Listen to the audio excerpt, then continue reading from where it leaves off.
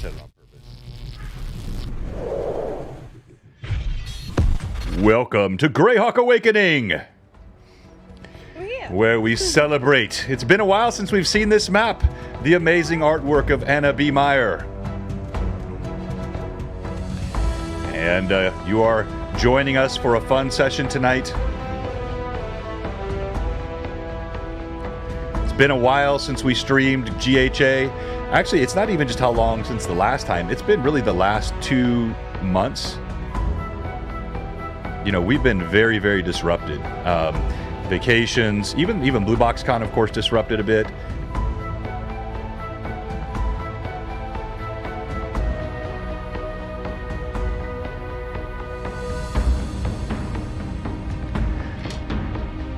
Terry, are you hearing my voice okay over the audio? Yeah, you sound great.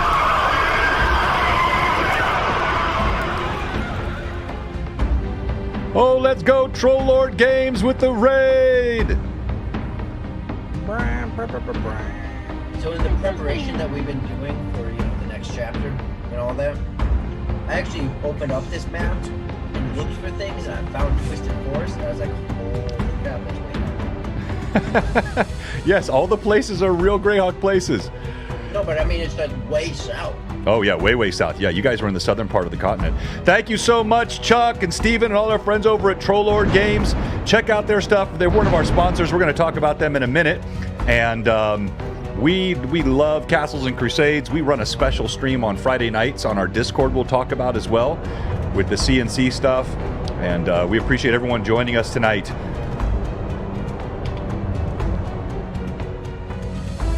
BlueBoxRPG PG or RGPG. And if you guys are paying attention to the map and stuff as the campaign unfolds, more and more of the symbolism and some of the iconography and the animations and whatnot, there is maybe some meaning behind some of this.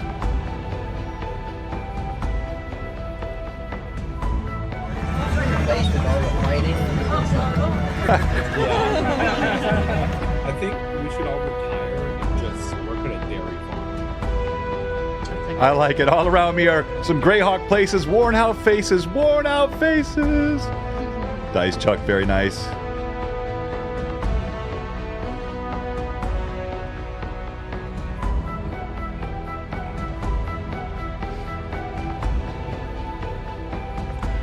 Welcome to Greyhawk Awakening with Blue Box.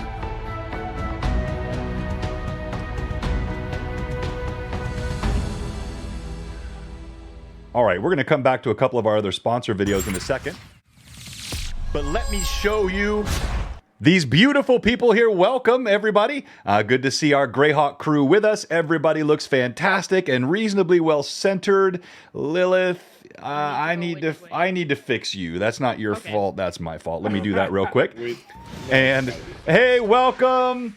Lex Cohen 123, and thank you again to Troll Lord Games. In fact, we're going to start off with them on our sponsor acknowledgments. We really appreciate the raid.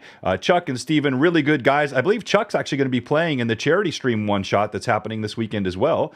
We're going to talk about that. So let's start off with you, Evelyn. I believe you're taking care of Troll Lord Games for us tonight. I'm doing Mantic. Oh, you're doing Mantic. Okay. Then I will take Troll Lord. Troll Lord Games, makers of Terrain Crate, also no, I'm all mixed up. Sorry. Makers of Castles and Crusades. And they have fantastic content, which is not only the game world that Stephen Chenol has poured so much work into. It's a richly detailed gaming world, but also a very simple system with Castles and Crusades that can be adopted by almost any player. Pick it up quickly. It is so reminiscent of the early days of D&D, which I think is really what they wanted. And yet there's a richness to the rule set, which allows for a lot of player customizations. So it's both easy to pick up, lightweight, but also a powerful system that can give you a lot of rewarding customizations and depth in your gameplay. Additionally, they make some of their content free. They've got an easy start PDF available on their website, and they have a lot of modules that are created to be to be compatible with other systems as well. So check out their site, trolllordgames.com. It is really, really good content, and they've been a sponsor for us for a while. We're really grateful to have them as a sponsor, and I believe, again, Chuck will be on stream during the charity stream stream that's happening this weekend. He'll be on Jay's stream that night, along with Eric Mona, Luke Gygax, real all-star cast that's happening that night. And so thank you very much to Troll Lord Games. Let's go to Evelyn. Talk to us about Ferox. I will talk to I'm you sorry, I about meant Vivi. Mantic I always got Games. you got V's in the name. The V's are hard to remember. Let's give Vivi, give us Ferox. So what are we doing? We're supposed to be promoting them? Yes. Promote them. Whatever No, you say bad say. things about Darren. That's what you're supposed to do. Okay, so don't buy his. Just kidding. Dirty secrets. Give us the dirty secrets. Ferox Fabrication. Let's talk about them. He makes some wonderful, wonderful wooden pieces, all cut in CNC machines. He makes paint holders, paint handle holders, dice trays, dice holders, whatever your D&D needs, you name it, or nerdy needs. As a matter of fact, he can probably make it. He's very easy to work with. Go ahead and reach out to him. Any kind of things that you need, coasters, you name it, everything. I love the nerdy needs. That's awesome. Nerdy needs, because he makes everything. Warcraft, Harry Potter, Lord of the Rings. He can engrave it on anything, pretty much. Yeah, he's very talented. All right, Josh, hit us with some Disney love. Disney, Mike Disney. I cannot stop talking about Mike Disney. He is such an incredible individual. He is a drawer, painter, crafter, all of the above. He does good things, bad things, horrible things to those that he loves. Now, he was the one that made the Overboard for the most recent Reaper 5, for those that have gotten their, I guess, pledges finally sent out to them from the core pledge. He made the incredible, beautiful pumpkin-like Overboard. He does early morning streams during the weekdays at 8 a.m. It depends on your time zone, but he's honestly normally on between 6:30 and 7 Central Time, so it'd be really early your Pacific time slot. Yeah, so I'm not watching that. But it is really, really cool. You can catch the VODs. Yeah. And he does all kinds of tutorials, and we're going to have him on another Lore Masters Arcanum. Also, Mike's a fantastic role player. If you've ever watched him role play, he is so much fun. So, yeah, thank you to Mike Disney, great sponsor. Evelyn, let's talk about Mantic Games. Thank you for all the subs, folks. To talk about Mantic Games. Mantic Games are the makers of Terrain Crate, and they are also the makers of tons of awesome pieces of terrain and minis, and you can check out all of their stuff over at their website, which is manticgames.com. But yeah, get yourself some more tabletop terrain and minis and a Terrain Crate, because it's great. Very Mantic nice. Games. Go ahead, Roy. Do I got someone? I thought I assigned you someone. All right, we're gonna have to get this more organized next time. This is my fault, not their fault. I thought about This sending. checks out. I thought about sending it to them in Discord ahead of time, but man, I can't send XP and sponsors on the same day. I mean, there's only Yeah, so you much you can. can expect. All right, but no, thank you to all of them. Frederica Draws makes incredible artwork. She does all the custom artwork that you see on the stream here today. So when you're looking through the character sheets, you're seeing the little mini images next to each of the PCs. That is all courtesy of Frederica Draws. Have I missed anyone? Yes, me. All right, Terry. I missed you on purpose. Go ahead, Terry. It's okay. I miss you too. Thank you, Hagar. Are you a player who likes dice? Are you a DM who likes to kill their players with their dice? Players. The one place that you can get dice and almost always guarantee a nat 20 if you're Evelyn rolling against everyone else is Cozy Gamer Dice. With me today, it's all I use. I have 3 sets of Cozy Gamer Dice, a beautiful blue set, a set with a duck in it, and a copper green moss set. Look, come on. We know you all. The more dice, the merrier. Buy now. Cozy Gamer. Go there. The link's in the... Hang on.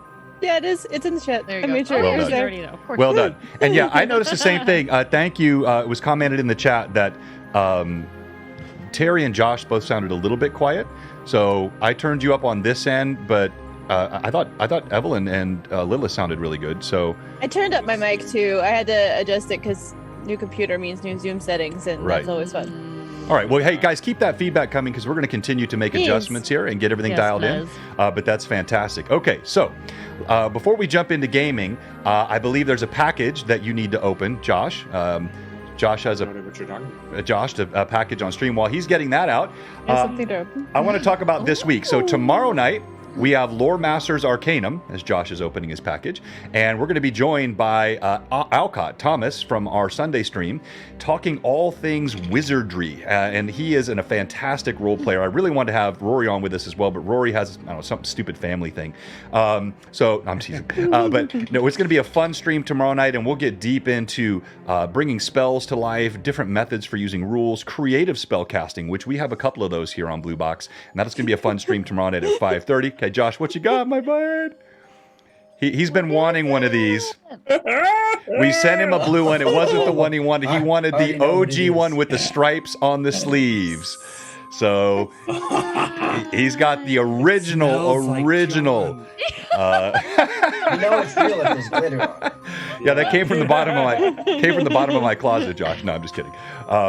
All right, so yeah, hey, just let us know, guys, how the mic audio sounds for all the players. It sounds like I sound good, but I want to make sure the players are good too. Okay. Now, let's talk about our charity stream coming up on Saturday. So there is going to be a full slate of gaming this Saturday in honor of St. Jude's Children's Hospital. We'll be raising funds for that research center that they have, and it's all going to be done through the tool called Tiltify. So all the donations will go straight to St. Jude's. We're going to have a 10 o'clock stream on Saturday.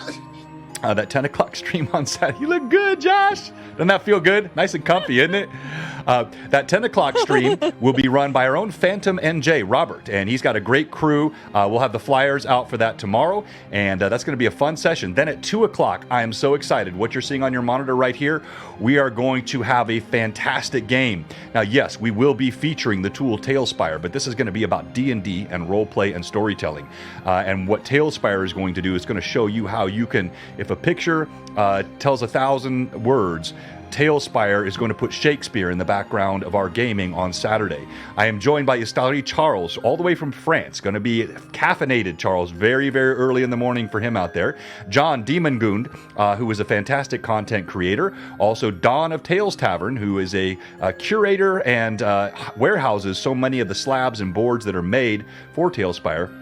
And then I am joined by the two executives, Johnny Rhee, CEO and co-founder of Tailspire, along with Jason Roy, VP and marketing and relationships and just all kinds of stuff that he does for Tailspire. It is going to be a fantastic show. 2 o'clock, we're going to be playing D&D. They're going to be my players, and you're going to see what you can do with a VTT that will blow your mind, but make the story central to the game. It's going to be a lot of fun. All right, with that said, let's go to what happened last time. All right, so last time we started off in a corner in the free city of Greyhawk, having very recently managed to teleport our way there, feeling a little bit stretched thin as we made our way through, and not feeling great after we made contact with the ground. All of the captives that we had tried to rescue had found their way in there before us. They were unconscious, and we went about trying to gather them together so that we could help them. While Lilith actually dug through a pile of stuff to see if she could find anything interesting, and Elandra actually spotted some bloody footprints or something like that going off to a direction, and then they kind of suddenly abruptly stopped. And so Gimbal, of course, had to go check it out, and stuck his staff out, trying to see if there was any reason that the footprints suddenly stopped there. Didn't seem to come across anything. And then asked to be lifted up onto a roof of the building that was right next to where they were. Elandra lifted him by his request. He immediately fell back off. Thankfully, she was still there and caught him. And he was satisfied to stay just, there for a minute. And after a moment of Brim checking on Father Aaron and making sure that he was mostly okay, a voice came from nowhere, and the rest of the party kind of noticed that it was very odd that there was no one else around except for them. The whole area was empty, and had been calling out for help, and no one was coming, but then the party did hear a voice, and a mage, a very, very displeased mage, wandered out and said hello in the way that very displeased mages do, by throwing a fireball at us. After, however, Gimbal had managed to cast his invisibility over everyone. However, the only one who managed to avoid the fireball was Alondra and Phineas, and everybody else took the fireball, which meant that all of the unconscious captives were killed. Thankfully, no one. Oh yeah, Burnt to a cinder. Brim, how many innocent civilians have you killed in the last few episodes? I did not kill any. More Sorry, than wolves that the druid. Sorry, Evelyn, go ahead. You did throw a rock, though. Grim did throw a rock. Yes, he did. Yeah, there was that. That was one of the ones I was referring to. But as the ever mysterious Tim pointed out, at least they went fast. That's true.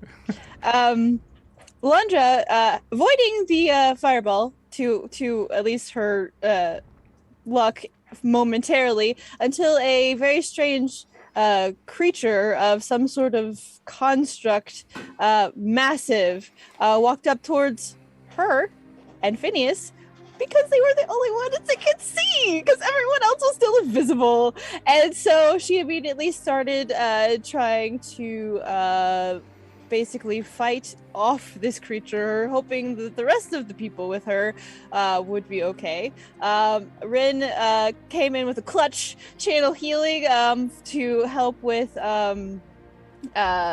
both Phineas's damage that he took from this creature, like wailing on him, and Alondra as he moved, and let her know that the rest of the party was going, since she couldn't see him, but he could see her. She and Phineas managed to get back inside of the area of that spell and became invisible again. And the party, along with Father Aaron, was able to slip past this mage and this creature, and make their way away from where they were. Lilith did a lot of stuff with setting fires to things and causing a bit of distraction, which was helpful in the escape as well. So as the party made their way out, eventually they got clear and started seeing people again, as they were going towards a wall where there were some guards kind of just chilling, literally, because we were in the middle of winter, but kind of trying to keep their hands warm over a brazier. There was the party then was trying to make their way through this gated wall. Look, it's Pig! Yes. And Brim very, very much did not want to be seen. Very, very much did not want to be seen. And Gimbal and Rin both tried to help distract, so the attention was not brought to Brim. So unfortunately, they were not able to completely keep them away, because they insisted that they must know everyone who was coming into that part of the city. And so there was some flashbacks to Brim's past, with some very unpleasantness, very great unpleasantness that was happening. But the party did manage to make their way through, and Brim told them about a place that he thought that they could go that would be relatively safe, and that was called the Whistling Fish. It's an inn that he has connection to through his past. The party made their way there. And inside was were the patrons. Phineas joined Alondra, which got a little bit of excitement for a moment, but Gimbal quickly dispelled any worries by giving Phineas some scritches on the head, and showing that he was in fact the goodest boy. And then there was a smallish hill giant inside this space that Brim actually knows, Grunab, and he spoke to Brim, and Brim asked him to speak somewhere outside of the tavern proper. Rin decided he wanted to go to the Temple of Pelor, and Alondra asked if she could join him, just because she had not been injured, and she was feeling he could use at least the company with her and Phineas along with him, just in case, since Brim had warned them of the city being dangerous.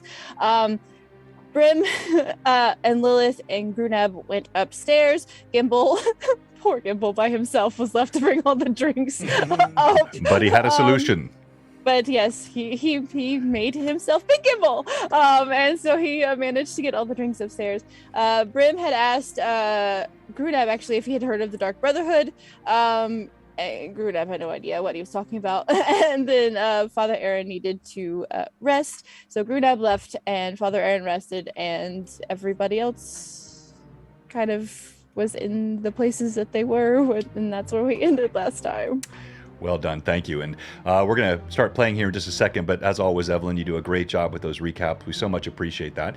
And we really do need to do a recap of the first 49 episodes. I want to get something posted. I actually had a good talk with Christoph of Greyhawk Online a couple of weeks ago. And he would love to see us post a video on GHO to get some of those folks caught up, because we really do have some pretty authentic Greyhawk content here. Some of it is, we're 40 years in advance of the original Hamlet series in 576. We've fast forwarded, but we keep everything pretty darn true to lore and canon, and we introduce our own flavor and flair. I also want to talk a little bit more about Castles and Crusades quickly before we go to our player introductions, because I didn't really mention the details on our Friday Night Crusades. So if you're from the Troll Lord Games raid that we had just a little bit ago, and you like the TLG stuff and you want to play some Castles and Crusades, we have a super easy, lightweight way to do that. As you'll see in your chat, we've just popped the Discord link. If you go to that Discord, there's all kinds of cool content. We have stuff that happens in between the sessions. There's text-based role play. There's a D20 Fate section, which has kind of gotten pretty fun. But there's also an area called Friday Night Crusades. And Friday Night Crusades is a Discord-based game. It's not streamed. You can jump in on audio. We have a great DM, Robert, Phantom NJ. He runs a stream every Friday night, and it's a one-shot. So you could show up spur of the moment, no prep, get a player rolled up that night, jump into a quick game of D&D. You don't have to have been in the last one. You don't have to be in the next one. You just have to want to jump in and play a game. And if you just want to watch, you can pop in there and just listen in on that Discord. It's really easy. There's no streaming involved. It's all just on the Discord among our community. So if you'd like to check that out, just check out that Discord link and you can pop in there. It's absolutely free. And then tonight, we are giving away this gem, Treasures of Greyhawk. A beautiful, beautiful module set up, 100 pages of glorious Greyhawk content and all kinds of cool stuff. This is a reprint from Lightning Source. They make super high quality reprints of the old school stuff. Canadian Ancient Gamer, thank you so much for giving these to Jay and I. And so we're giving this away tonight along with a custom Blue Box mug. Look at that. That's gorgeous. Now, you won't get this one. I've drunk from it, but you'll get one of our new ones. And those will be our giveaways tonight. All right, quickly, introduce your players. And then if you leveled up, we're going to have you roll your level up your hit points. We have to roll those on stream. And tell us any new abilities, spells, feats, anything that you took. And let's start with you, Lilith. Okay. My name is Lilith. She is a level 7. She just leveled up. Druid. Keeper of oddities, lover of Millie forever and always. Lately she's been keeping her distance. She hasn't been in anybody's personal space as of late. However, this is changing. We're now meeting Brim's new friend, so lots of opportunity to be awkward and weird. Okay, I'll roll my hit dice, which is a D8. Thank you, Gronk. Okay, I rolled a 4. All right, and your con bonus is a plus 2. Constitution, 1 second. Where is it at the top? Con is a plus 1. Plus so 1. 5. All right, so you get 5 hit points. Yes. And let's go to you, Rory. Oh, I was doing. Oh, yes. I'm sorry. Yes, I'm sorry. Yes, go ahead. Okay. My bad. Okay, I have picked up Wild Speech, so I can speak to animals whenever I want to. And the other spell, so I also got a 4th level spell. So the 4th level spell I picked was Crimson Breath, which turns my bite attack into. It says when you cast the spell, your salvatory glands transform instantly and fill with potent venom. Which I thought was kind of a fun time, when you're wild shaping and you want to bite somebody with poison. As well. Very I nice. mean, it doesn't say it has to be pointy. Whoa! You could change into a llama. Or I like it. camel. I like it. I like it. The Death Llama. All right. Death Llama. That's the assassin ever. The Death Llama. I love it. Go ahead, Gimbal.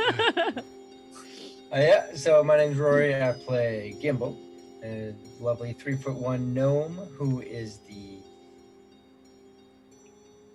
he likes his imagination and everything to do with his spells. And he's quite often the comic relief for the party. Always finds a way to do something a little offbeat and off kilter. Anything else, Rory? I don't know that I want to see a biting llama, but if your spit becomes venom, you could spit your venom as a llama, because llamas spit. So, I mean, that's all I got. That's all right. See, that's that creative mind. All right, Terry, tell us about Rin. Oh, yes, Rin Autumncrest. He's a level 5 cleric, half-elf, originally from Fishtown, most recently from Hardby. Really enjoys sketching things out in his sketchbook, collecting all sorts of greenery, whether they're roots or leaves or any other such things, and has really enjoyed healing Mr. Brim over and over and over again. Kind of like dishes. They always have to be done, right?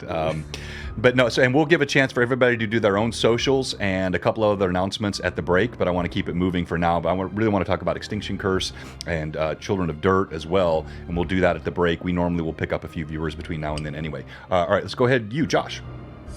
Oh, hello, I'm Josh, but I play Brimstone. He loves milk, his friends, and he loves getting healed by the little Wren.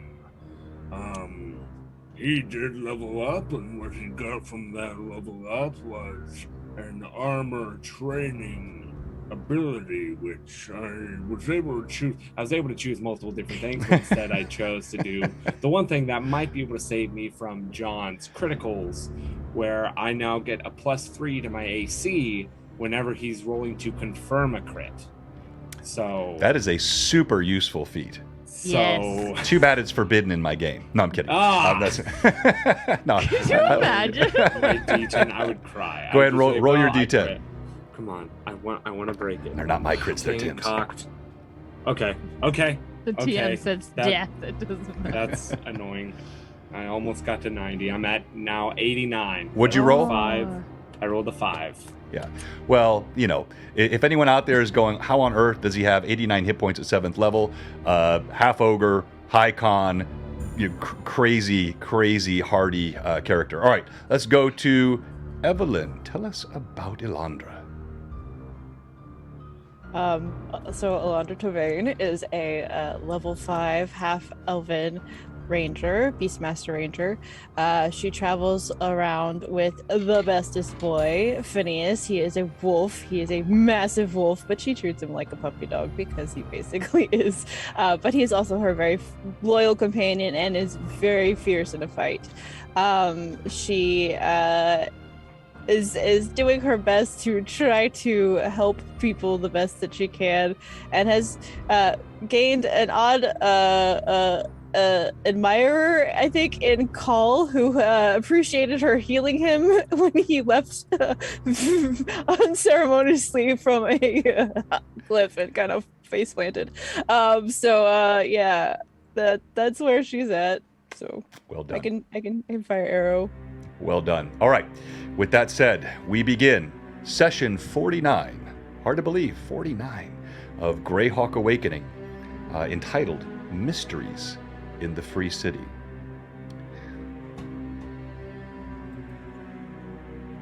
We're going to begin tonight with the scene in the upper room of the Whistling Fish.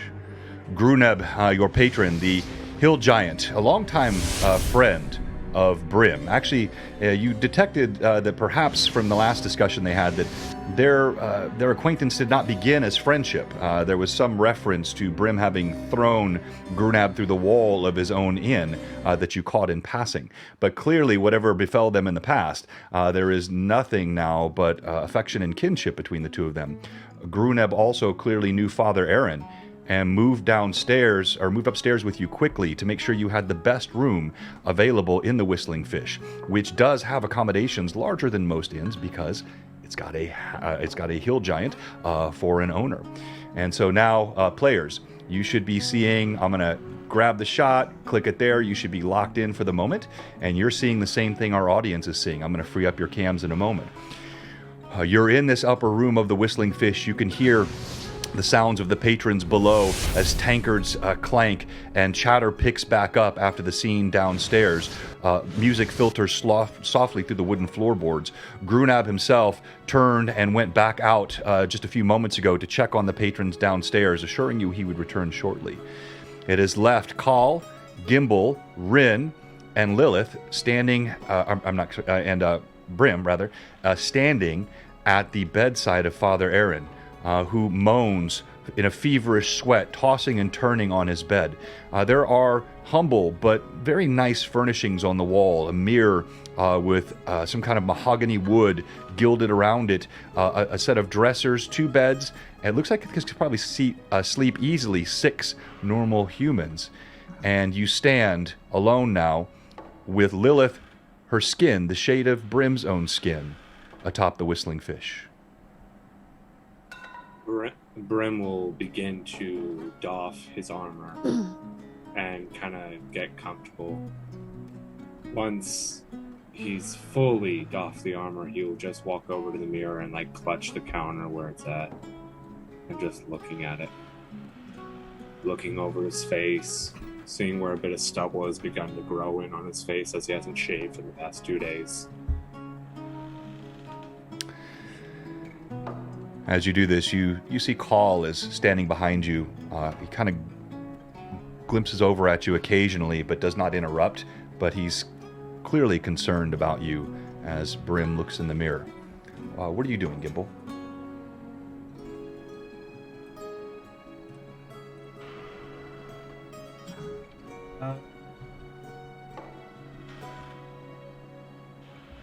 Just gonna take survey of the room and see Father Aaron in his condition, Brim and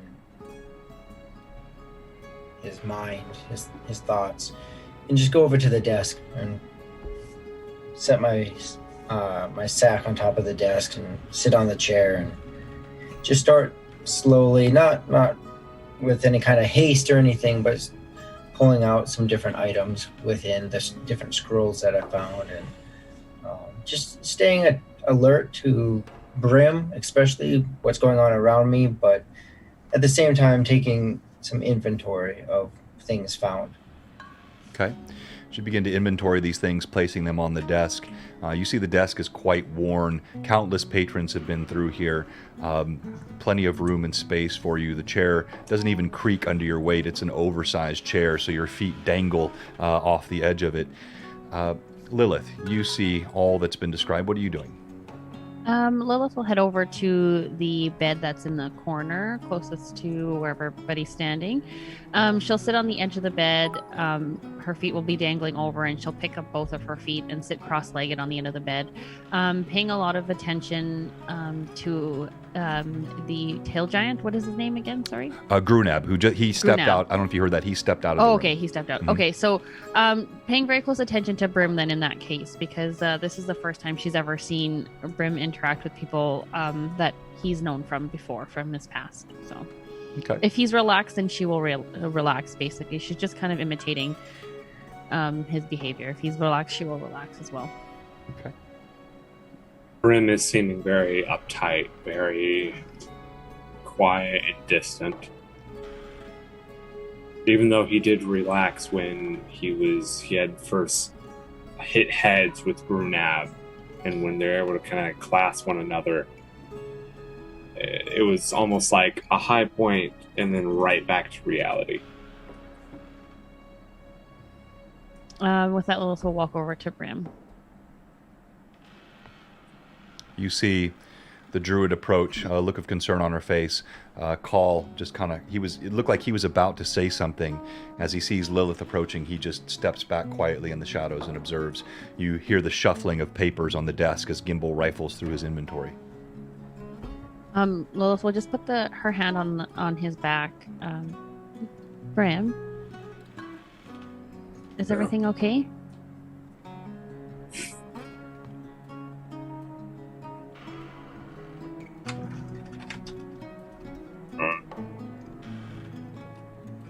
No. Of course everything's not okay.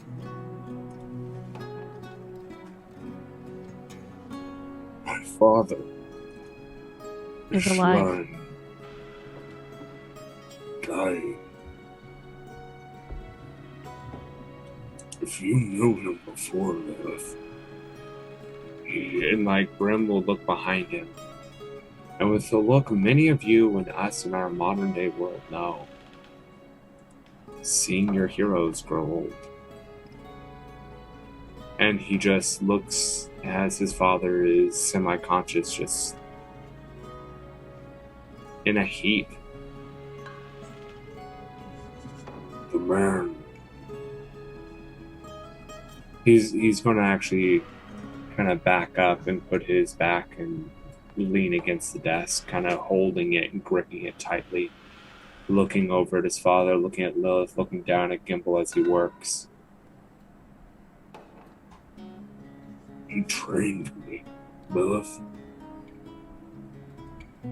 Runa trained me. But Father Aaron, up until I left, he could throw me head over heels. He was able to fight every single priest in our Temple of Hieronius.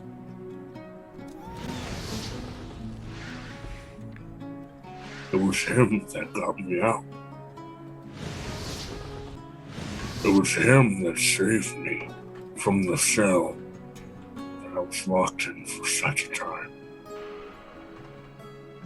He gave me my name, my last name, who I am.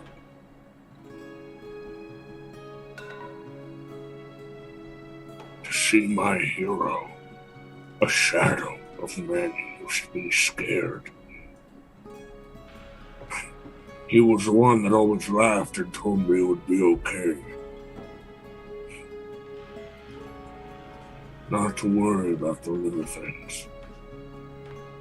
And he looks over at Father Aaron again, just with the same distant, just sad look.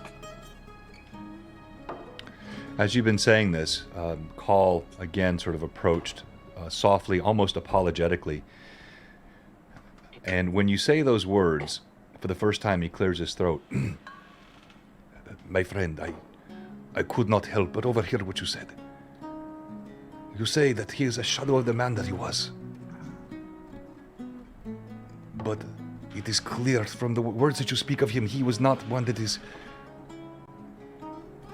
fond in your memory and in your heart because of his strength, his martial power. His strength was inside. It is clear from what you have said that he was one that meant something to you much more than his ability to throw you over his shoulder. In the lands of my people, many die very young.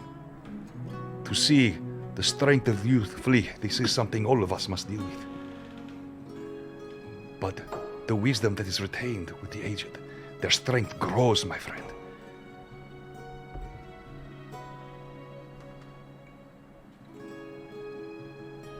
I will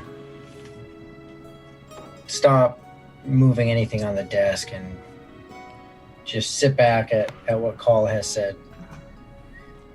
And hop down and look up at Brim. Yeah, there's a great deal of truth in that. I'll reach up and grab Brim's hand.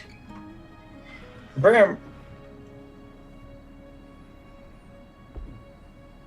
it's nothing that we say will ever make this easy. But we all invest in something, in each other, as Father Aaron did with you. And things don't just end, they continue. It's continued in you. You carry him on wherever you go.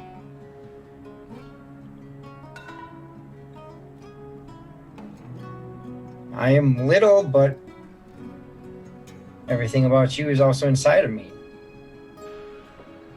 So I have the strength of Brim wherever I go.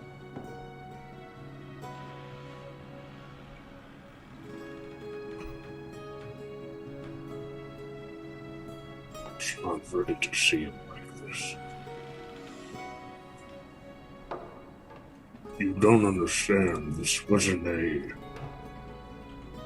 years of growth. This wasn't over the course of 20 years. He was that same man.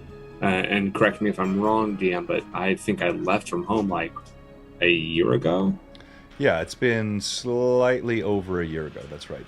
Okay. And it looks like he's aged 20. Yeah. I left a year ago. He looks ages 10, 20 years older than when I left.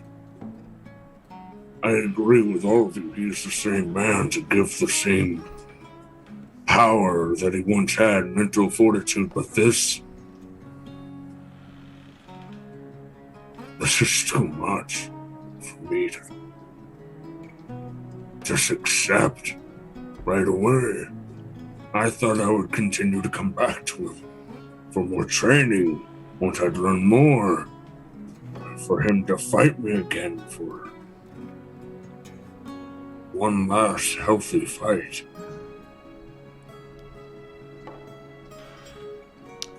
And with that, we're going to hold that spot right there. And we're going to switch to Terry with Rin and Evelyn with Elandra.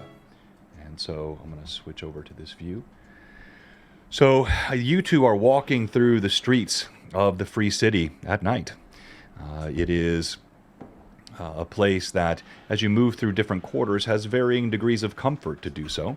But you do see guardsmen standing around. There is a general sense of safety as you move beyond the slum quarter and you're moving into the more affluent areas of the city, headed toward the Temple of Pelor. As you walk along the streets, you do occasionally see there's a gasp and someone moves to the side of the road at the sight of Phineas loping along beside you along the processional, which is the main area that you're traveling down. And as you move this way, anything that you're talking about?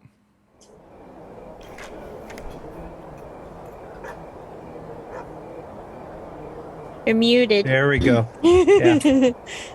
Through the entire walk, Rin has been basically silent, hands clasped together in front of him, eyes looking forward but slightly down, really not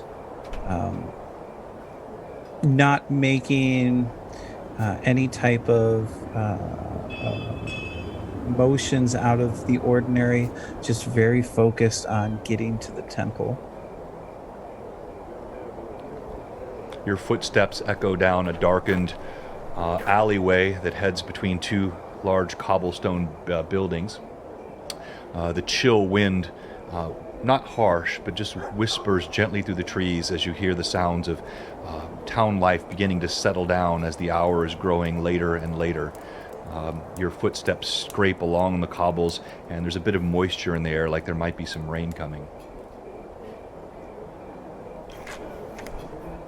And Elandra is just walking kind of alongside him, not really doing anything other than kind of keeping her eyes up and scanning the areas around them just for any sight of anything that could possibly be coming toward them at all as they go.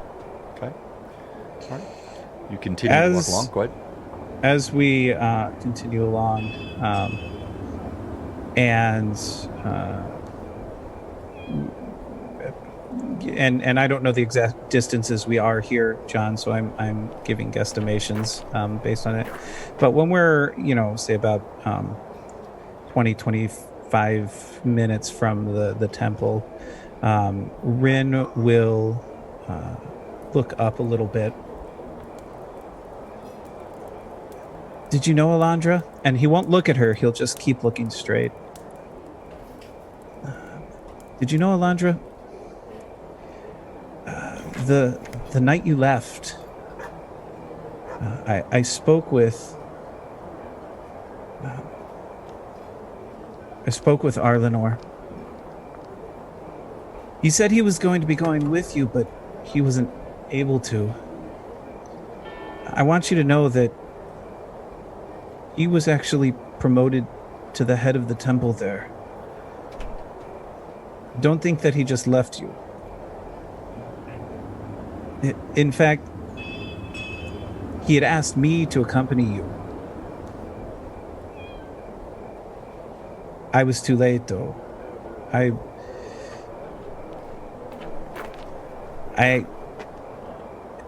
had never been asked to go on, and he kind of scoffs for a minute, an adventure like this.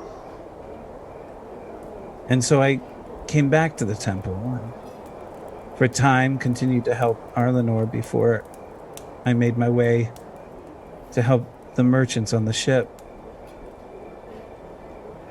I just wanted you to know that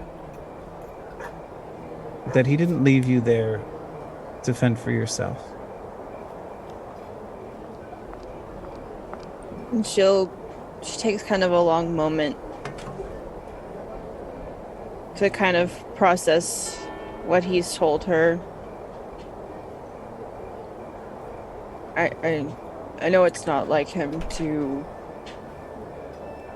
do things like that, but I guess I wish he would have at least told me himself. But I understand. Like, I get it. I've been in the temple enough to know how it works, so... But I also knew I couldn't wait. Because if I waited, then I wasn't gonna go. And I needed to. So, but thank you. And for joining me, and thank you for telling me that. Rin will smile. Again, hasn't turned, continues to look as he walks, look forward as he walks. Just know there are people out here who care for you, who will help you. And he kind of motions back with his shoulder. Even though those three that we've joined, they may become close to us as well. Just be careful not to be too distant. As you're talking, would each of you please roll a d20? Cozy Gamer, you make me sad. I rolled a 3. I rolled a 4. I rolled a natural 20. Thank you, Cozy Gamer. Just Shocking. What were you saying in that ad for Cozy Gamer? Yeah, shocking. 2 of them, I believe. Shocking. All right, so it's actually as you're walking along, you note that Phineas, his ears seem to perk up a bit, especially because I left his mini off. That's probably why he's upset. He's like, "Where did you put me?" Hang on here. Let me get him real quick. Phineas Excuse comes back me. with a small fedora. He quickly hides it. Jumps down next to you. All right, there we have Phineas. And he looks much nicer than that. Such a vicious-looking wolf. You see his ears perk up, and you actually do note there is the edge of a boot poking out from down the alleyway. You see there's a figure standing, and they grab, so you guys are seeing the same shot I'm seeing here. You are, right? There's a, oh, that's nice. I didn't know I could do it that way. That's awesome. I'm learning things about this all the time. Forgive me. Standing there, turns somewhat suspiciously. He's made no move, but you spot him. Alondra, not trusting anything to be safe at this moment, carefully pulls an arrow from her quiver and just rests it on the edge of her bow. She's not lifted her bow yet. She's just on guard. And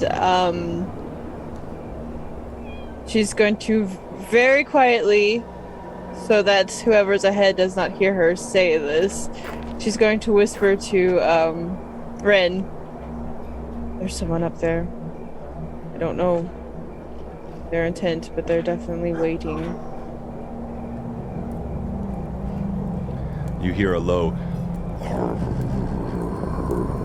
and Phineas's hackles go up on his back.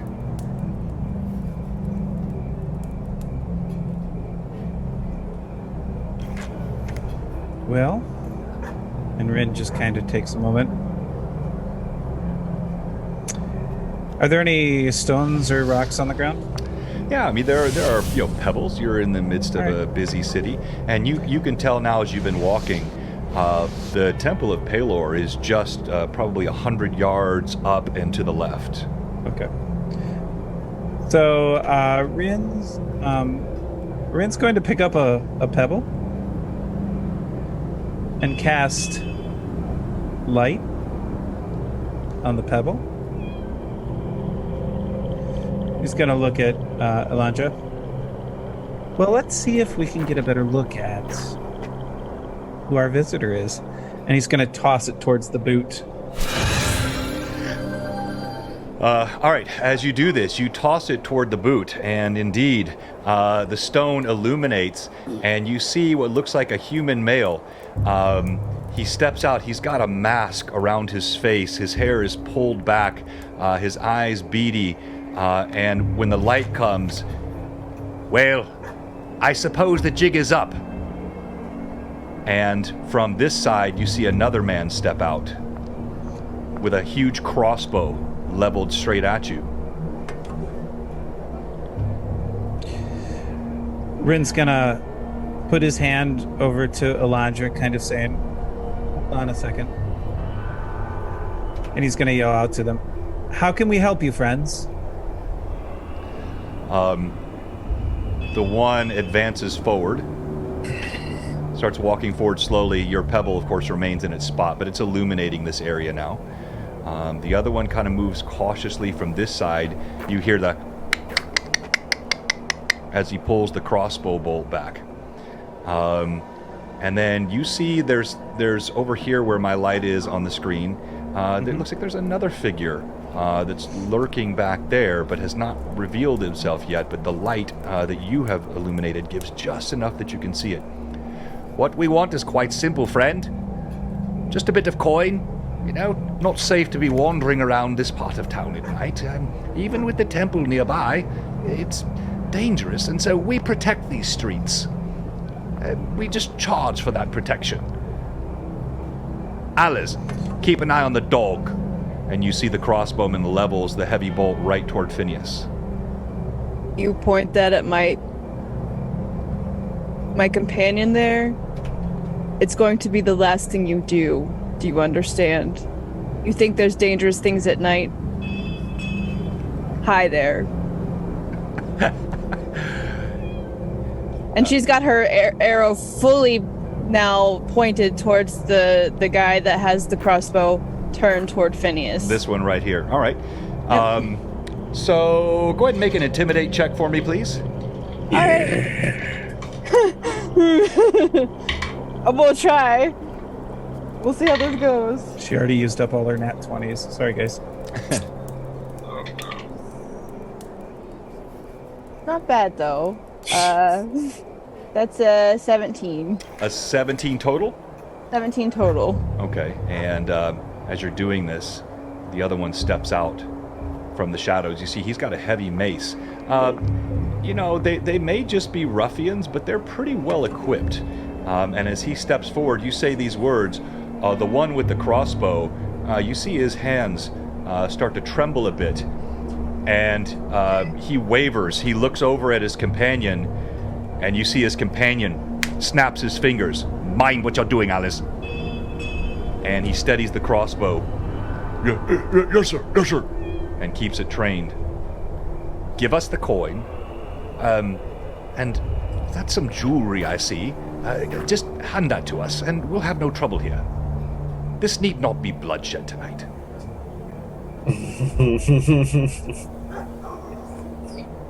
Oh, no. Friends, we merely want to make our way to the temple. Now, I understand. I merely don't give a flaming crap what you want. What I want is your gold. If I've not been clear enough, I have a way to make it clearer to you. What are they wearing? So this one looks like he has a chain hauberk on, and he is wearing a helmet. This one is wearing some kind of leather armor. Looks like it might be studded. It's hard to tell because he's moved away from your light. He's got what looks like a broadsword in one hand and a dagger in the other. The one coming around the corner, he's too distant to see what he's wearing, but he looks heavily mailed and definitely has a large morning star and a shield. He looks at, Rin looks at Alondra. Well, this is a bit of a predicament.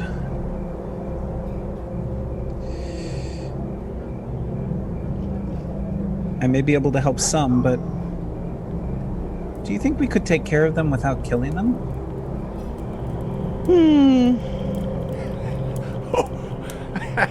Killing us?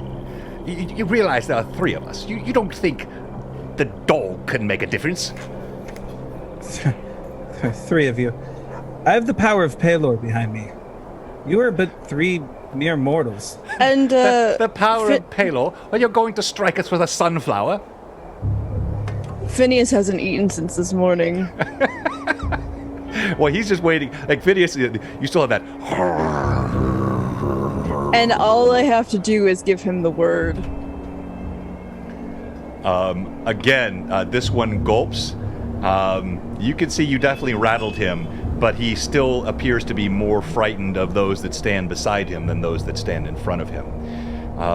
You hear the sounds kind of go a little quieter in the area. It's clear that the animals and whatnot have taken note of this conflict. You feel things grow very tense.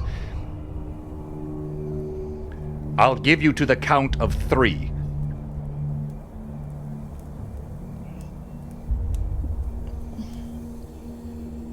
I have nothing to give you. As I said, I'm merely a cleric of Pelor. I do not carry coin with me. I carry my ability to heal people, to protect people. They snicker back and forth between each other. But I suppose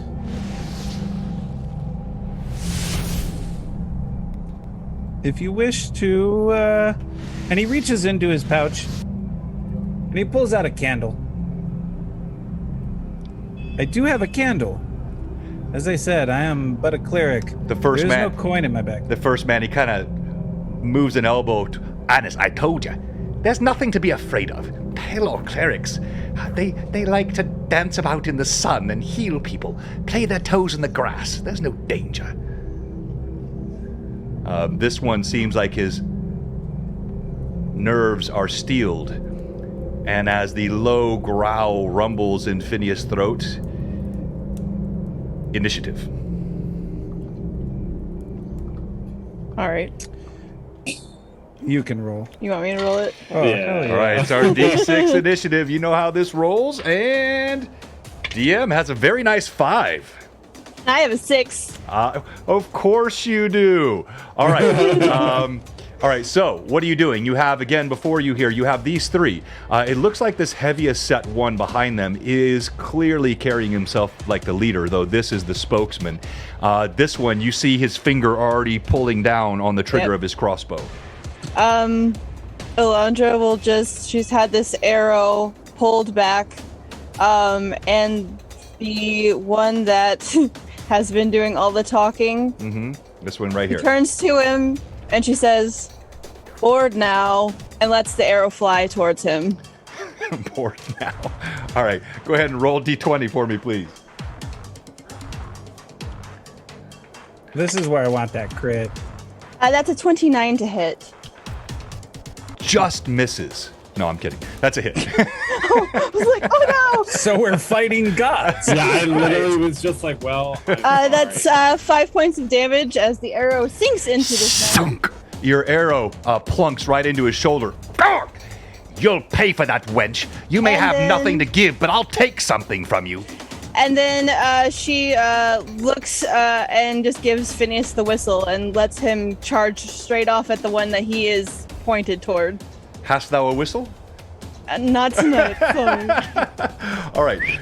Thank you. You're welcome. All right, Phineas leaps forward. I have my normal movement, which is allowed, but he is exceptionally fast and was held sort of at abeyance. So he will be able to cover that approximately 25 feet and still get off at least one attack. So I'll give him Okay, one attack. one attack, And I'll let you great. roll for that He as he loves leaps his one forward. attack. All right, and here goes. That is a 21 to hit. Actually, okay, so that he bites down on the chain halberd.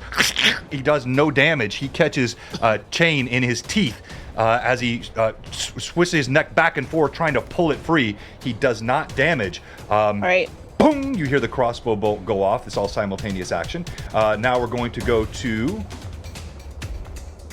Rin. What are you doing, sir? So Rin is going to...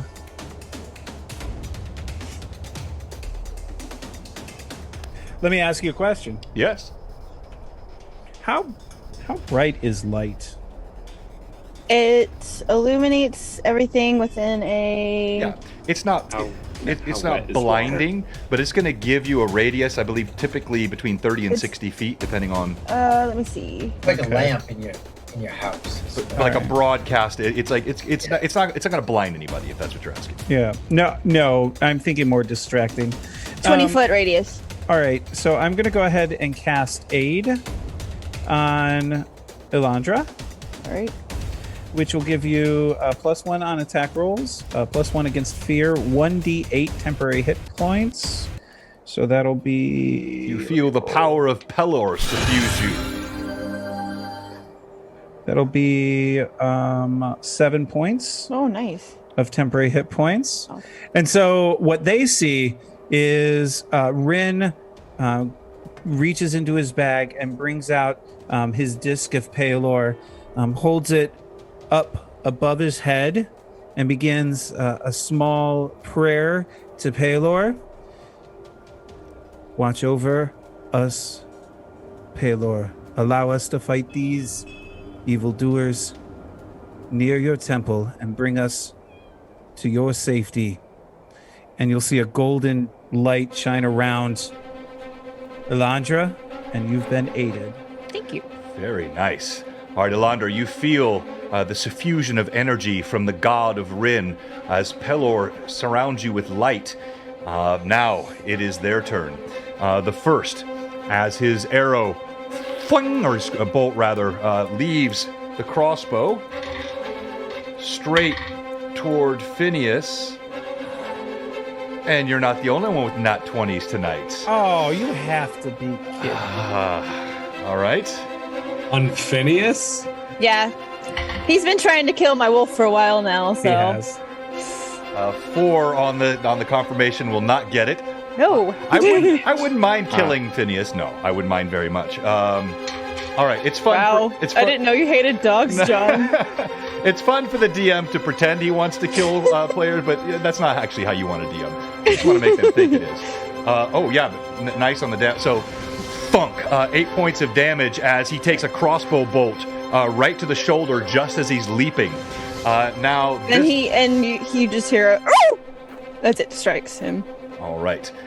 This one, he closes the distance, but as he does so, he throws a dagger, and he's going to throw that. That's going at Rin. So Rin, as he rolls to hit you, you see this dagger come flying out of the darkness. and you duck out of the way. It whistles over your shoulder, doing nothing. This one advances and runs straight toward Phineas, but that's a good 20 feet of movement. He will not get an attack this round, and we go to initiative for the next round. All right. DM has a 4 on the die. All right, you have won initiative again. Let's start with Phineas, who is in hand-to-hand martial combat now with not 1 but 2 men. All right, so he'll take both of his attacks then on the guy that he's currently engaged with. First attack. Whoops. No, I'm going to use my Phineas dice. Oh, that's really good. That is a 28 to hit. That is a hit. And his second bite is a 26 to hit. Those are both hits. So Phineas, he kind of figures out where the armor's at. He finds some area of padding on the hip and the leg and sinks his teeth in deeply into the leg and starts twisting his head back and forth. Go ahead and roll damage. I really like the idea of throwing a sunflower at him, Rin. You should have done that. That is from Phineas. That is 25 points of damage as he bites into this guy. 25 points. All right. Yep. Look, Yes. these are. Yeah, he's hungry. These are. I said he hadn't been fed since this morning. These are thugs. I would like you to describe for me what it looks like as Phineas practically devours this man's leg enough to kill him. He wounded by the other and realizing that these guys are definitely making threats to both his girl and her friend over there. He's not going to let this stand, and he just mouth open chomps down on his midsection and just rips and does it again, just rips until the midsection of this fellow is now out on the street. All right, he is dead. That leaves this one next to Phineas. Now let's come to Rin. Rin, what are you doing? The one that's running towards us, is he running full speed? No, he was not sprinting. If he had sprinted, he would have gotten all the way to you. Right. He advanced at a good, quick pace, but took enough time to throw a dagger and did not sprint. All right, so I'm not going to do what I was going to do then. What I will do is is Phineas within 30 feet? Let me double check. Yeah, That's so fine. Channel right energy. here. 30 feet. It's a 30-foot radius. Yeah, so each tile is 5 feet. He's like right at the edge. All right. Oh, but that'll heal them too, and we don't want to do that. No. Channel energy doesn't heal enemies. It only heals allies. Mm-hmm. That's correct. Oh, okay. It works differently in 2E than it does in 1E. Gotcha. Yeah. So I'm going to go ahead and, again, hold my disc above and focus very heavily on the surrounding area and cast channel energy, which will heal, let's see, 3d6. Mm-hmm. So let me grab those. You call upon Pelor.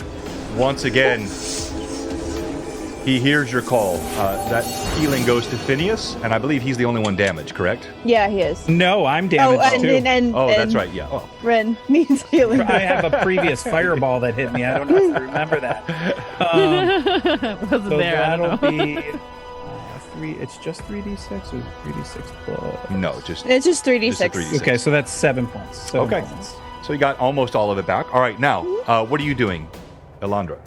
So Alondra is going to, she'll pull another arrow and lay it on pull it taut on the string. But she's not going to fire it yet. She wants to say something first. As she levels it at the guy that's over by Phineas. She's going to say, you could run now. It's still an option. Would hate to kill you. All right, go ahead and let the arrow go. And so she lets the arrow fly. Don't forget you have a +1. Yep. That is a 21 to hit. No. Yeah. Thunk! It sticks in his wooden shield. Go ahead and make another intimidate check for me, please. We're going to do a morale right. check for these guys. And yes, I love that Pat draws. Rin calls on the power of Peloton and cycles through the healing spells. Ba-dum. Okay, so that one is a 19 intimidation. 19. Yes.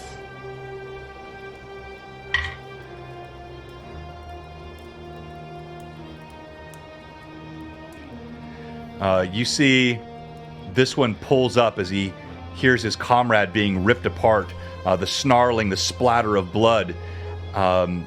He sees the healing as wounds disappear from Rin, and he pulls up and stops short. The one back here yells, "Finish him, you bastard!" All right, he is going to attack. This one is now turning and moving back the other way. All right, this guy is going to attack Phineas. That is a hit. He smacks his mace down, spiked. Ouch! That's 10 points of damage. Thunk! As he rains it down on Phineas' neck. And that will conclude their round. Let's go to initiative again. All right. Come on. DM has a 5. Oh, All right. ouchie. All right, as this guy runs past, this one screams at him, "Take one more step and I'll kill you where you stand!"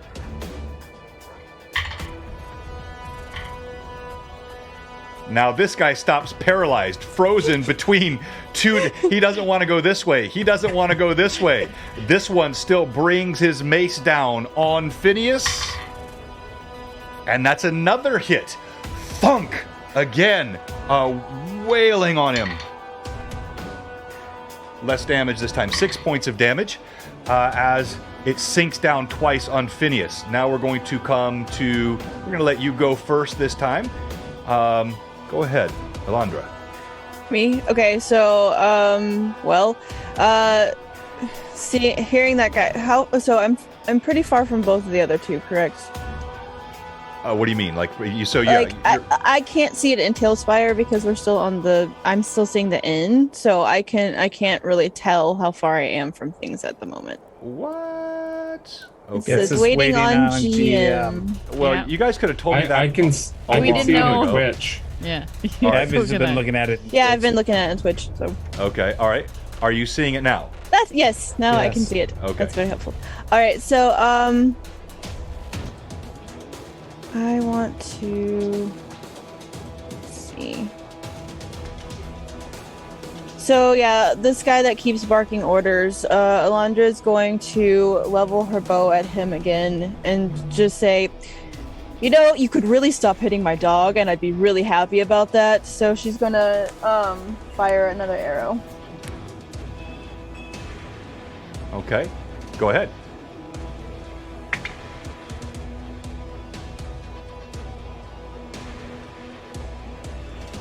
That is a 31 to hit. Yeah, that's a hit. Roll your damage.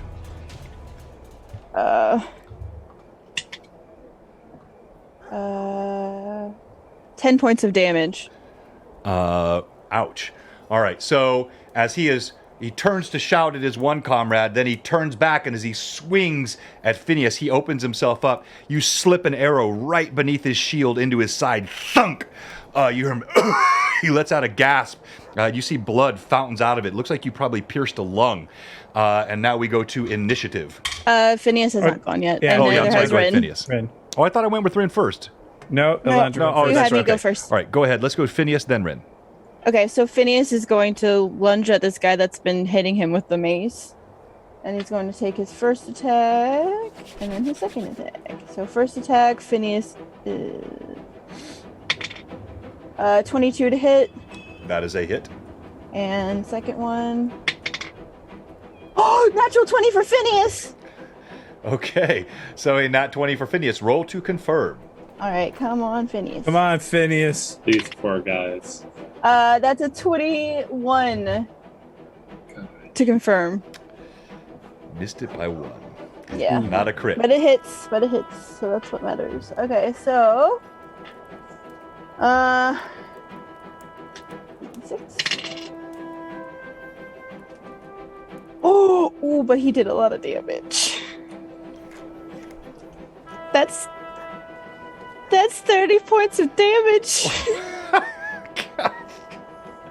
Because he has All a right. plus 10 to his freak. bite. He has a plus 10 to his bite attack. Man, if He has a taste if for blood. Phineas and Brim went head to head, I think Phineas would win. 100%. Thugs. 100%. It's what's for dinner. Exactly. All right, well, for the second time tonight, I would like to know what this looks like as Phineas rends the flesh from this second one. Okay, so knowing Phineas is a very smart wolf, and knowing that this guy has been hitting him over and over with a mace, he's going to latch onto his arm, and he's just going to start pulling.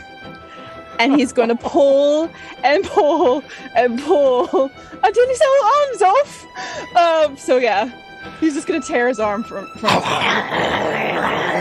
As he pulls, you hear this, oh, get off me, get off me, get off me.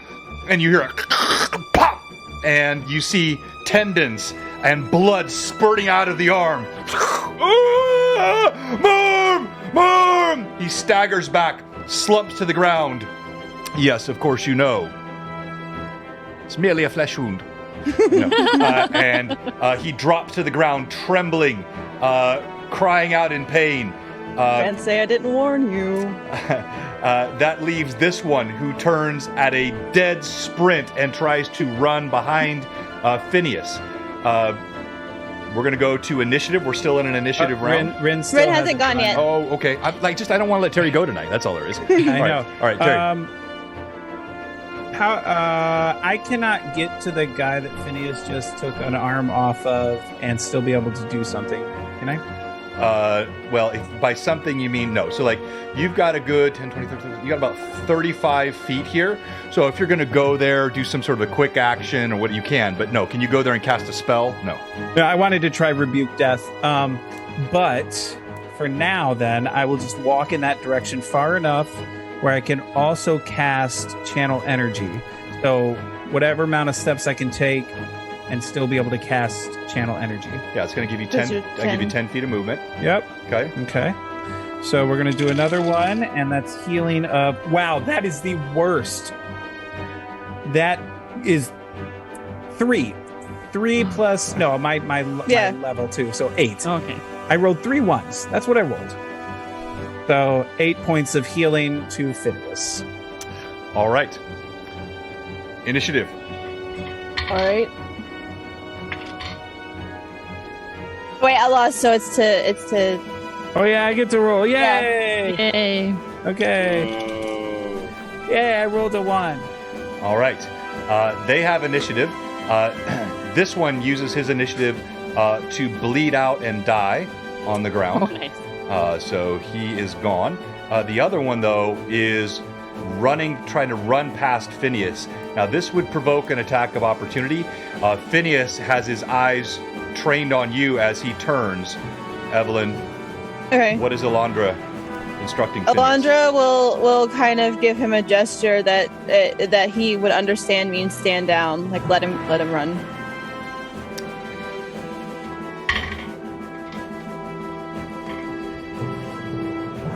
You see a hesitancy in Phineas's eyes, but he stands down, and the man goes running into the street. Ah! Demons! Demons! As he sprints down the alleyway, there's just the drip, drip, drip sound of the blood of these bandits on the cobblestones. So Rin's gonna immediately run up to the big guy. Okay. And you said he bled out, but that's a quick bleed out. Is he really like dead? Well, you can check. Okay. Well, I'm gonna try Rebuke Death on him then. Okay.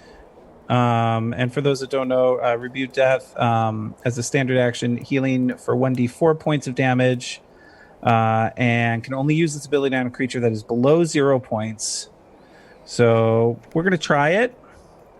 So Rin takes a knee, puts his hands on the victim, and says a small prayer and attempts to heal him for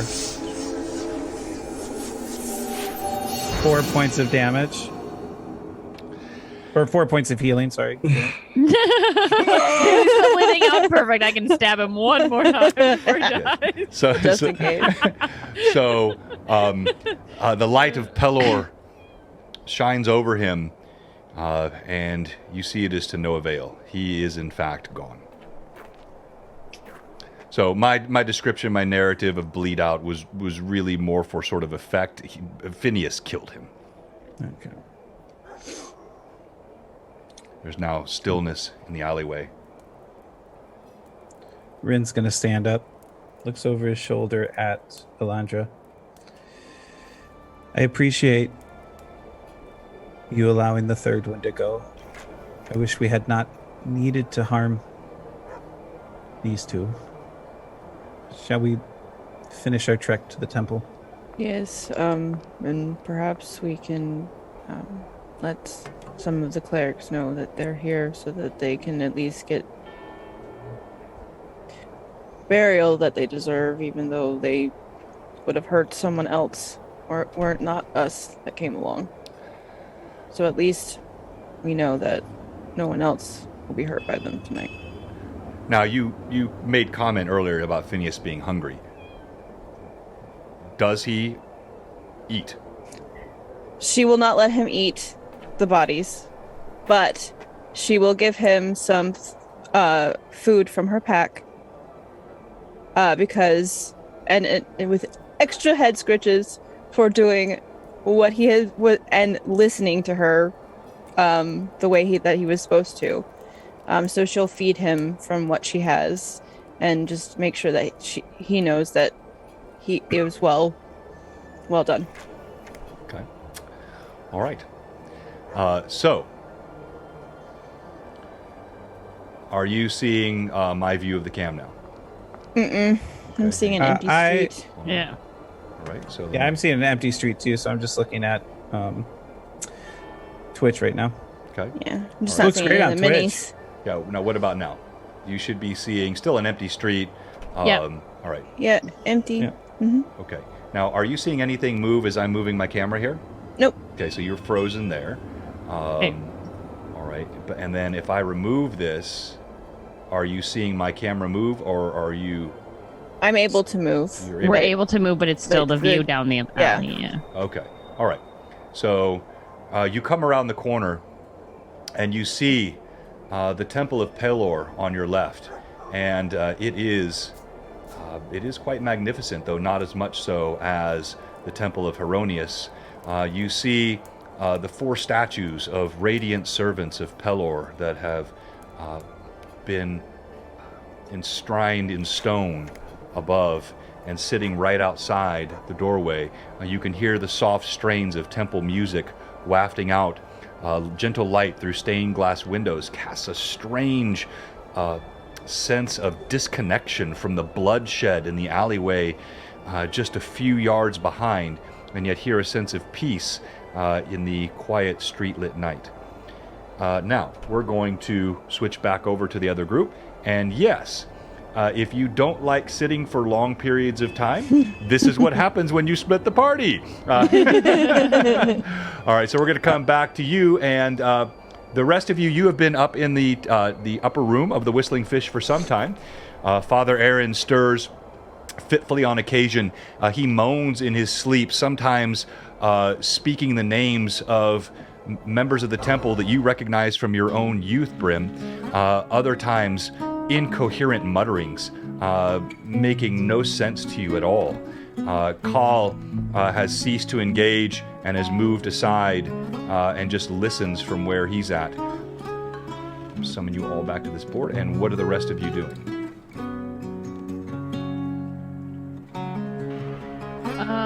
Lilith would be closest to Brim, just trying to comfort him the best that she can, just with her presence, not so much words.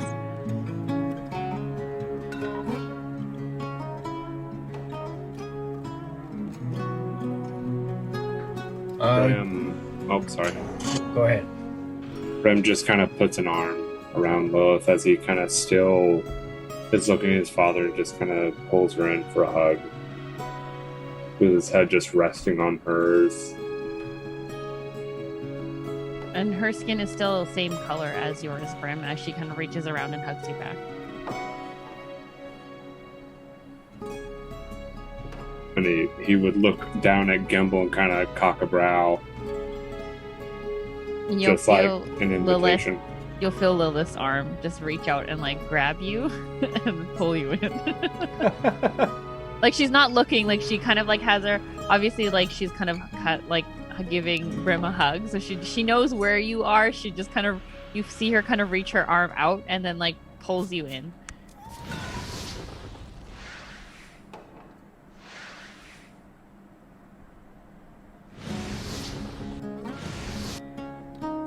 Well, in that moment of the hug, Gimbal will be silent and just say, Brim, we all know that whatever happens, it's not going to be easy. And I could tell you stories of my life that were hard for the same reasons.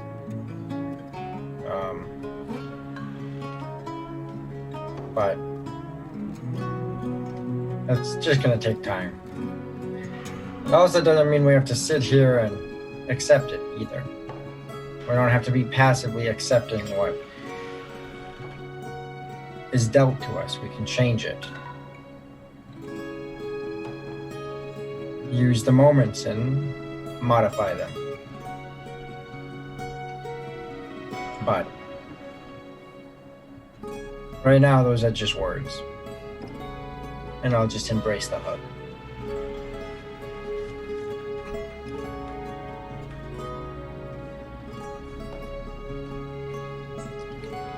Brim will release after a few more breaths. And he's now in his just everyday attire. His armor is on the counter or on the desk. His pack is next to it. His swords are against the desk to the side, leaning.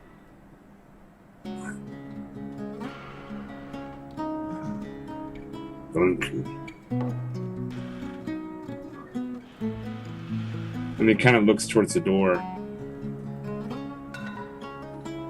Where did Elantra and Ren go again? For the temple, I believe. I don't know.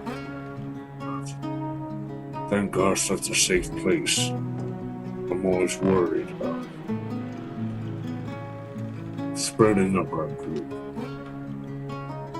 I mean, we do it a lot. Or we used to. We stopped doing it for a while. And with that, Lilith will look right to Gimbal. What? Mm-hmm. Mostly you, if anything. What? Are you saying I should go look for them? No, we're fine. Good, We're good. adults, we're adventurers. They've got the power of Palor on their side. Yeah. Good, because I didn't want to go look for them. I'm glad you said that. Yeah, Brim is going to sit down in the chair and lean against it, put his arms behind his back, and with the bit more of a light air around them now, Brim will... Remember that time that you shrunk the full oil barrel? Yeah. Yeah. And it just... and it knocked you and And he's going to kind of halt for a second, but still with a smile on his face. you and Millie out. Yeah, that was rough. Oh, hey, by the way, speaking of those things, you want to see something? What is it that you have now, Gimbal? That's like I get my one anachronism for the day. That's like when a redneck says, "Here, hold my beer." Yeah, seriously. That's Exactly. my southern boy brain. It's like, 100%. all right, what's gonna happen? Gimbal, hey, you want to see something? So, Lilith, you like pockets, right? Yes. Okay. And I only had pulled out a couple scrolls at this point, and they're still, I quickly just roll them up, and you see that excitement start to come across, the glimmer in my eye, the sharpness of the corner of the lips, and I shove the stuff back in there, and it's kind of like, how are they fitting? And I go, check this out. Because I don't think I've shown anyone at this point. And I bring it over to Brim and say, Brim, this is awesome. Are you ready? Hold And, the bag. Lilith will take like a cautionary step back. Brim will look at Lilith like, why do you get to take a step back? As he grabs the bag like, where? Yeah. Just hold it and open the flap. Okay, now look in it. You see anything in there? No, nothing. It's Lilith, dark. you see in the bag? Nothing, right? Nothing. And she kind of cautiously peeks forward, not moving closer to it, but just cautiously looking forward, kind of seeing. No, I don't see anything. Yeah. Cool. What is it? Yeah. Well, I'll tell you what, there's no rabbit in here. Check this out, though. And instruct Brim to push the bottom of the bag so it turns the bag inside out. And just dumps everything on the floor. Oh, gosh, what? You see suddenly from nowhere, just this black maw of the bag spills out seemingly endless contents. Go ahead and describe some of what's in there for him. Oh. We all are murdered as we're suffocated under the weight. There's a very large amount of coin in there. There's multiple scrolls in there. And then a lot of little things. A couple pouches that have some items that are strapped, pull string shut pouches of different items. Some papers, some you see a thing of ink and a water skin, some rations in there. There's a potion that kind of falls amongst the coins. There's a lot of coins in there. Lilith with her foot will kind of just push through the coins. She's just kind of looking for oddities, and she just just more coins. Yeah, But Lilith, it's not lost on you that you have just seen the coolest pocket ever. Right, I forgot about that.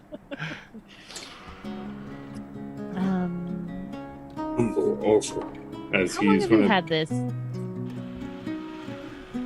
Oh, and I grab the pouch gently back from Brim and fix it so it's facing the right way, and run my finger across one of the seams and just kind of flick some brown, maybe mud, off of it. I've had it for a while. I had to dig it out of a pile of mud back at the dwarven place. Anyways, there was some stuff. I had to pull it out. That's actually where this dagger came from also, and I pick up the dagger that I had found there. Lilith will kind of put her hand out to kind of look at the dagger. Can I see it? Dagger? Yeah, you can, yeah. If I remember right, actually, it's pretty cool because you can, once you get used to it, you can actually throw it. I believe I remember right, it comes back. I think it's dagger return. Yeah, dagger. Yeah. Ooh. That's right. So, it takes a little bit of practice, but it's pretty cool that way. And then she kind of just stays quiet for a moment as she's kind of holding it and looking down at it, and then returns it. Yeah. So how much stuff can you put in this pocket? Oh. And I look in there and I smile, and I pick a foot up and I start to put my. No, I'm just joking. I'm not gonna. I don't think I fit in there. You can fit quite a bit in here, though. All right, and with that, we're going to go ahead and go to break. And very fun stuff. And thank you. I know it's a bit awkward whenever you have a split party, and so I want to talk, about what we want to come back to after the break, so we can try to move things along as best as possible. If there's going to be any reunion of the party, if not, we'll continue with the split party, and half of you will be sitting around for half the stream. But thank you to all of our fans. Thank you to all the new followers and subs. Thank you again to our friends that gave us a raid. Also, Gronk KMB hosting us, Troll Lord Games raiding us. Also, one of the things that we love here, we have fantastic fan art, and we usually get something from this guy, Pat Draws. You see here, the Wayward Bull takes off in the night. Super Phineas stands watch. Thank you very much for that, Pat Draws. And then there was one earlier in the stream, which I had missed, and this is actually one of my favorite. Lilith levels up and discovers a new wild form, the Death Llama. I definitely need to be a Death Llama. That's awesome. I look forward to it. Yeah, it's awesome. A couple other notes. So we have a lot of mini painters and terrain folks on here. I saw Bill Satcherscorn, of course, Art of Mike Disney. And if you haven't been with us in a while, you might not know that we still use tons of terrain and minis here. So we'll have some nights that are heavy with the VTT Tailspire. Other nights, like actually my last several streams have almost exclusively been Miniature Building Authority, because I had castle scenes that were going on both in my Sunday campaigns and even the one-shot that I ran with my family on July 4th. And then actually I have physical terrain set up here today as well, but I don't know that we're going to get to it. I'm not sure where the party's going right now or what they're doing, so we shall see how that goes. But for all the mini painters out there, all the terrain printers, lots of 3D printers in our community, painters, artisans, we still love and support all that stuff here at Blue Box. I have not made all these investments in this to go to waste. I believe in combining the power of these tools, and we're going to have a Lore Masters Arcanum stream coming up very soon. We're going to do one on painting. We'll probably have more than one on painting with minis, and we're going to do one on 3D printing, because we got a lot of 3D printers in this community. We're seeing a lot of that in our Discord, so that's going to be fun. And then we're also going to do one on terrain creation. We've done a little bit of that with Vivi before. We're going to get a few other folks in, and we're going to do some fun stuff with terrain creation. Now, after the break, we're going to give away our Blue Box mug. So I'm going to go ahead and get that queued up for you.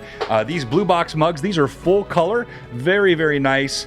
You got the cool logo. I just, in all humility, I think we have one of the coolest logos in all of Twitch D&D.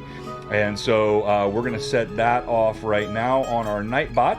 And then coming up later tonight, toward the end of our stream, we have our main giveaway tonight, which is this guy.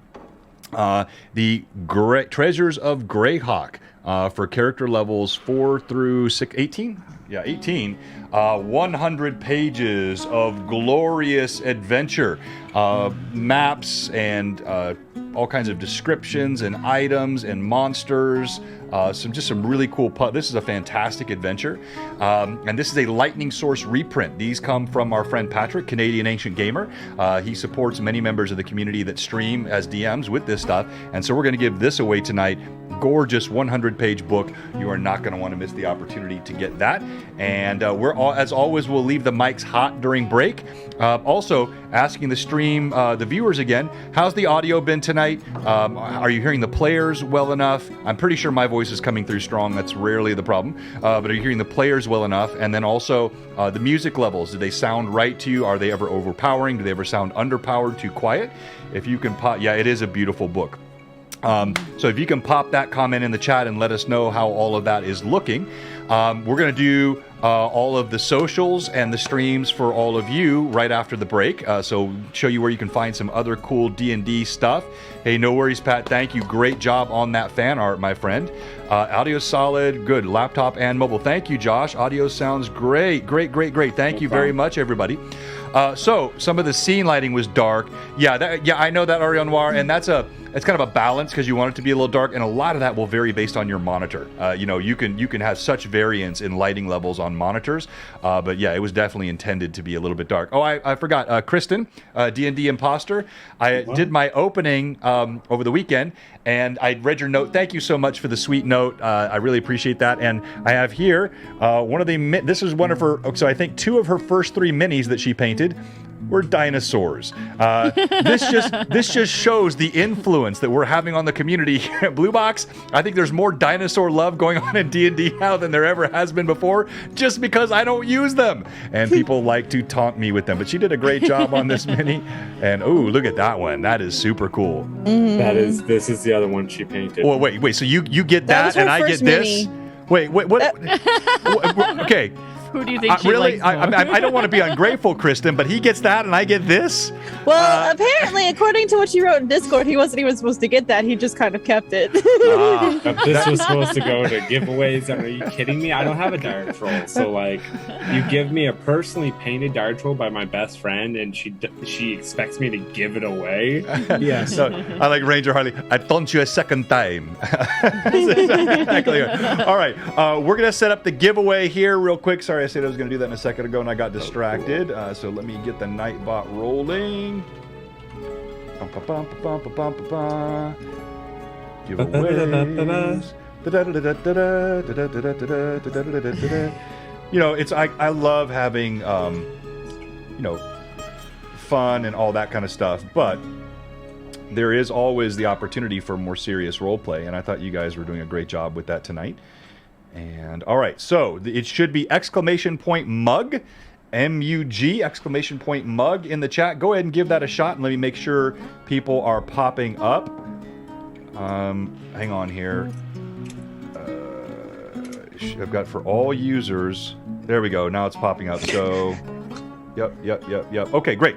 All right, so !mug in the chat for the giveaway. We'll do that just a couple minutes after the break. And here at Blue Box, we will be right back.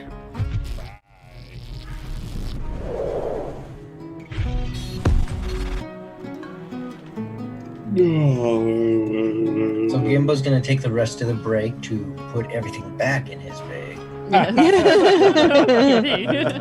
So much stuff. There's a lot in there. There's a lot. I mean, a lot of it was what was in Millie's chest that she had been dragging around with her. I mean, Yeah. he kind of like over doubled his coinage from where Rin and Gimbo had looted some stuff.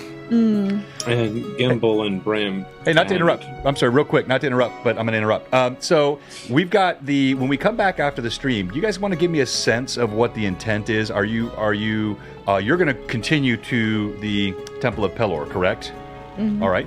And I guess that was pretty predictable. I'm a little more confused on what Brim, Gimbal, Lilith, what you all are planning on doing. So if you wish to spend the rest of the session here over Father Aaron's tortured body and watching Gimbal show off, that's absolutely fine. Or if you're going to head downstairs, or you're going to go look for them, or you're going to rest for the night, just to give me some sense of what to prepare for. If you want to tell me none of your business, John, DM, then that's exactly what I'll do. None of your business, John. All right. Just I would like to split the party a third time. And Yeah. I was Death Llama! I wanted hoping- to do The Adventures of Death Llama! Lilith goes Death with Llama. Carl, and me and Gimbal go to the dairy farm to the south. All right. That's all I needed to know. That's how a DM needs to prepare. Brim will want to try and leave Father Aaron in Grunev's care. Okay. 'Cause he doesn't feel like there's much more he can do for him. Almost like the Good Samaritan. He's like, I'll pay for whatever. I'll leave him with you. You take care of him. I'll be back. You give me a time to be back, and I'll be back for him. But we've got some things we've got to take care of.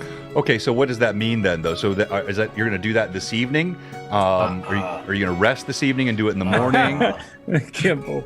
No. We're heading out. We do not need any rest. Okay. We See ya, don't need friend. spells. my spell slots are not depleted. All right, so Go right we'll into probably. battle, I would love it. Metagame knowledge. I would love it if we took a full day so that Rin can just heal Brim over and over again. Yeah, no, that's not going to happen.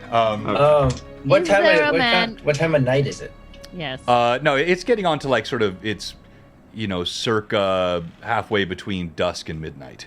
So it's not midnight yet, but it's getting late into the evening. That's why the So streets Gimbo are... might. I gotta look up his spells. he might figure out one of these scrolls and try to learn it, and then go to sleep for the night. Okay, so it sounds to me like the plan will be when I come back, we're gonna go back to the temple. We'll resolve whatever's happening there and whatever happens afterwards, and then assuming nothing surprising, Is there anything else that Brim or Lilith or Gimbal would want to do this evening besides you trying to memorize a spell, Gimbal? Go ahead. No. I mean, based on Lilith's knowledge of when he had asked earlier where they were, and then you said that they would be safe, just Right. knowing that what Lilith is just going based on what Brim knows, because Brim is the one that knows this area well. Sure. So if he's going to make the assumption that they're safe, then Lilith will trust that. Okay. But she will follow his lead Okay. because she's not familiar with this area. Makes sense.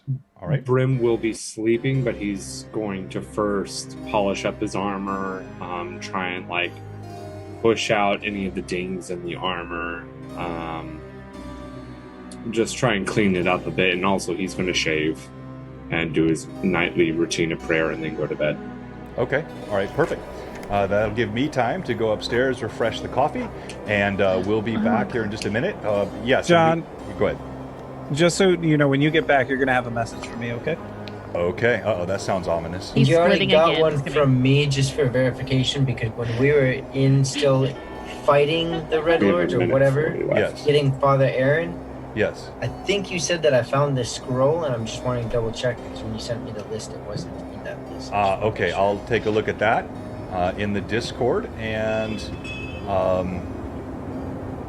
we'll go ahead and just be preparing a couple things here. He's going to fill the coffee pot and the chamber pot. I'll be right back.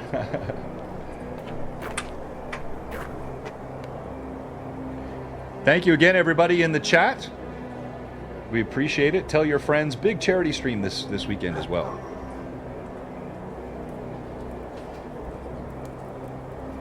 Big charity stream this weekend as well. There, I helped out. Yep.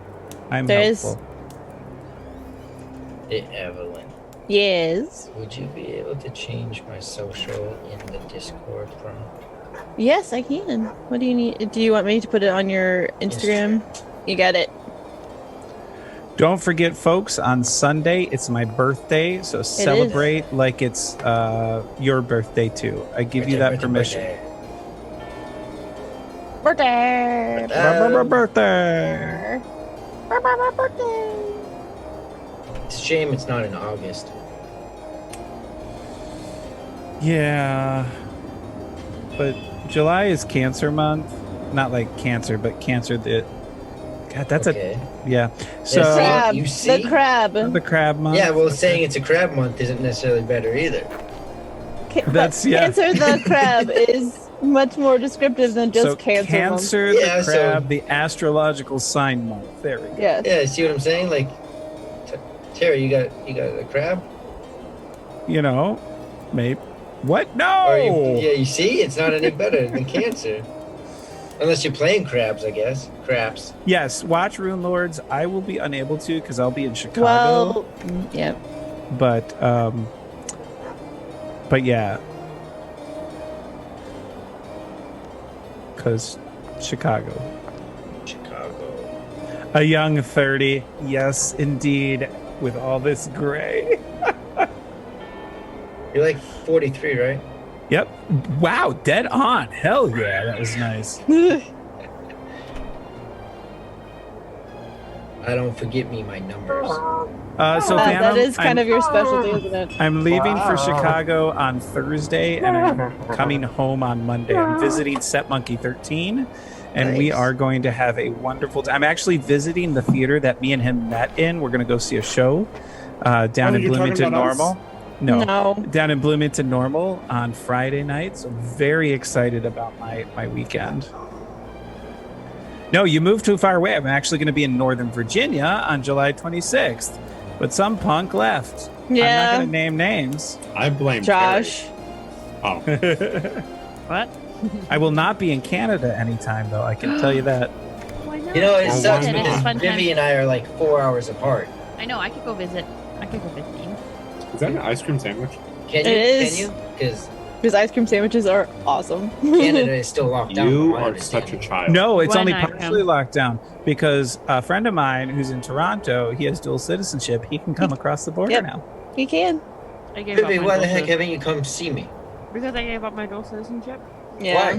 Why would you ever do that? Vivi, if So we she get doesn't have to married- pay taxes in the U.S. Vivi, if we get married, you can just fly back and forth all the time. Okay, perfect. I think there's a movie about that. Okay. It is the Maciek ED tour schedule we're talking about. Yes. I'm going to be on the road for a lot in the next 2 weeks. Did I ever tell you guys I was offered $10,000 to marry someone? Well, And you turned it down? I can offer you $10,000. However, You make I'm really visiting. good food. yeah, I can feed you. Yeah, I was like, that's good enough for me. I mean, come You on. should. I made ribs last night. I gotta admit, I'll send you the picture. Vivi, you know, like I'm doing all this nutritional stuff, right? I don't help because No, like it's for a different reason though, right? Mm. So I've been kind of in this world for 7-ish years and just really trying to like create something better for people, right? Mhm. And like, okay, so I post this, I post that, and here's you with this dry rub rib and all your other stuff, and I'm like, I can cook something, and you're like, bam, bam, bam. the ribs were delicious. Oh, they looked amazing. They were the potatoes were garlic parmesan potatoes. So good. And like corn on the cob. Nom nom nom nom. The stuffed chicken that's on my Instagram though, that was goat cheese stuffed in like Oh, I chicken love goat breast. cheese. Very, very good. Big fan. Big fan. Yeah.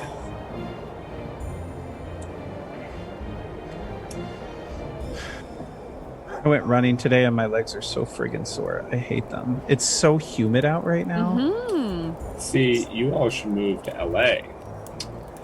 That- LA. It's humid. Wow. It- No. The weather is amazing. Yeah, I have memories of Los Angeles. They include my lungs being absolutely filled with smog on hot summer days when I was It's so nice. trying to run So outside. amazing. I remember no it all offense. too well. I'm trying to avoid forest fires this summer. Yeah. Oh, come on. You're in the middle of the city. It's fine. You know, Josh, if you just travel like 7 hours north this weekend, you can say hi. I'll be there. All right. And That's right. since you're already at Roy's and you're staying for a little bit, you can just travel 4 hours. No, 7 hours north because I'll be in the Silicon Valley area. Oh, no. We're back. I've got gummy bear still. We're back. All right, Oh, we're I back. forgot to show you. I'm sorry, Vivi. What? See? Jeez, you've ate all that tonight? That's what I was trying to say. That's why I was shocked because I guess I shouldn't. And you still look that good? He has the That's what I metab- said. Your metabolism. he has the metabolism of a shrew. Oh. He also works really hard. Let's not discount that. Also true, yes. Yeah. But Yeah. that's why Yeah, I said when you guys were RPing, I said like taking guesses of how many Oreos he's eaten since this stream. And I said I saw him eat at least 6, so I'm gonna guess 8, and he ate 30. I was like, holy shit. Taryn, good to see you as well. Thanks everybody for being with us. It's time for our first giveaway tonight, this beautiful Blue Box mug. And so if you have not yet, we'll give you a few more seconds to type !mug in the chat. And while you're doing that, I want to make sure that our amazing content creators get a chance to shout out their socials and anything else they'd like to talk about in terms of projects they're working on. And so let's start out tonight with Terry. All right.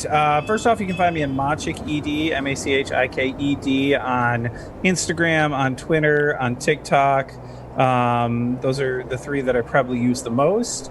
And then Twitch, of course, same name. On Twitch, I run a Pathfinder 2E campaign on Monday nights called Extinction Curse. Evelyn is part of that. It is 10 p.m. to 1 a.m. Eastern Standard Time. It's a late show, which is fine for the time being. And we're having a lot of fun. We finished up episode 4 yesterday, ended in a cliffhanger of opening the Ringmaster's wagon. We'll see where it goes. Additionally, with that, I do one-shots on that channel. Did one, 2 weeks ago with several of our Mad Chatters, which was fantastic. That was Little Trouble in Big Absalom.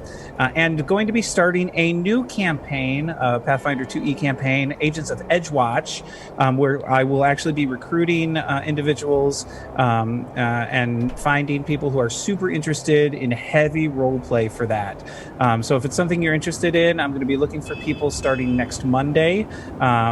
Literally going to have like a little application process and just get to know people. But that's going to be a very heavy role-play oriented system. And then I do mini paintings on my stream once all my vacations are done. Good. And we know something about heavy role play among the Blue Box community. Yes. We got a lot of it that happens here, and we enjoy it.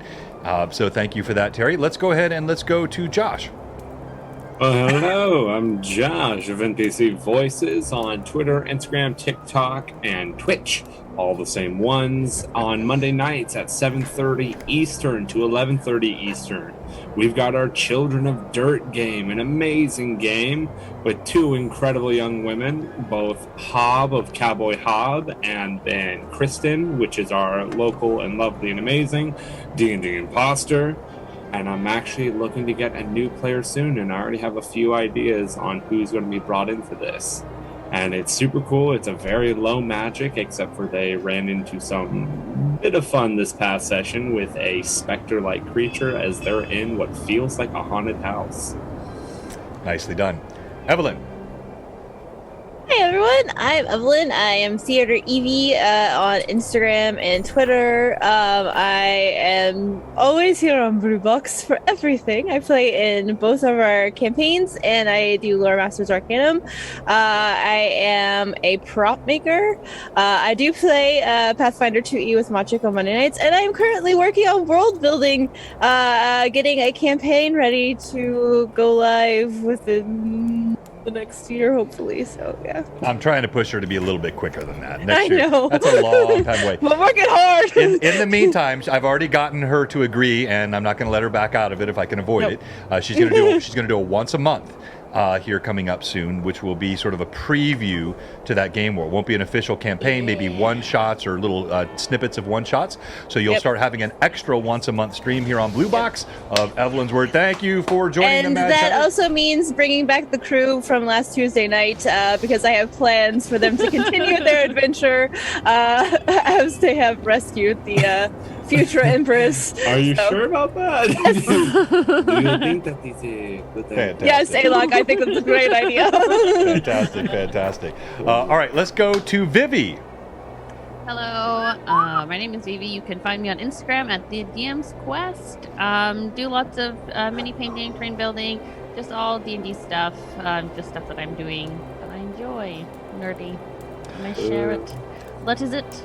I'm on TikTok, but I'm just a lurker. Yeah. Find anything Oh, on there. she finds She it and sends she the sends best 8 videos. million things. 28 I love it. million things. I send love you it. guys a lot of stuff. However, I just lurk on TikTok. I don't make my own TikTok, so She you ain't will gonna find soon nothing enough. there. You No, should I just won't. take videos of what you cook. That would definitely get a lot of people. Yes. I would love seeing that, I know.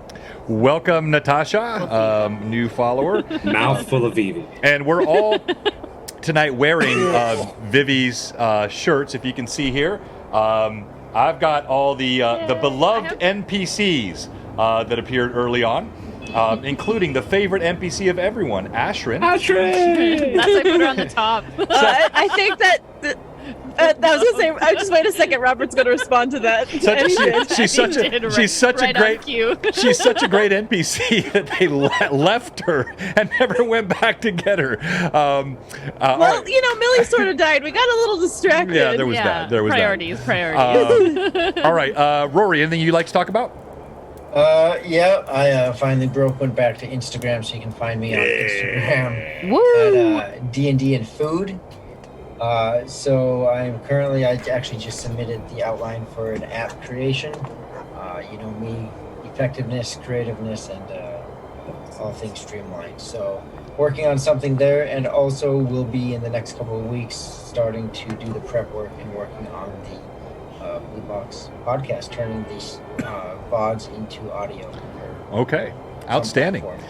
All right, so as we do our giveaway here, reminder, our regular Lore Master stream tomorrow night, we're going to be joined by Thomas, who plays Alcott on Sundays. It's going to be a deep dive into spellcasters, wizards, arcane spellcasting in D&D, creative ways to use spells, use of components, the role play of using your spells. And it's going to be a really fun discussion we'll have tomorrow night.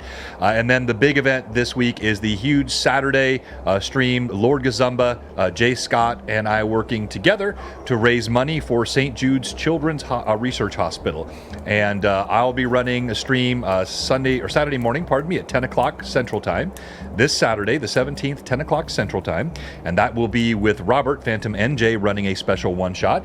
And then at 2 o'clock, what you see up on your screen here, it's going to be an outstanding all-star crew of content creators, great role players associated with Talespire, the VPs of Talespire, Jason Roy, and also Johnny Ree, Don of Tales Tavern, and then Ilastari Charles and John Demongund, who are the two preeminent content creators in the world, and I'm not exaggerating. These guys are frickin' wizards, but they're also super fun, super cool guys. It's going to be a great stream at 2 o'clock, and then that night, we have the Pièce de Résistance, Jay with an incredible all-star cast. Nobody pulls in the great players the way Jay does. It includes Eric Mona, Gary Gygax, Chuck Babunski.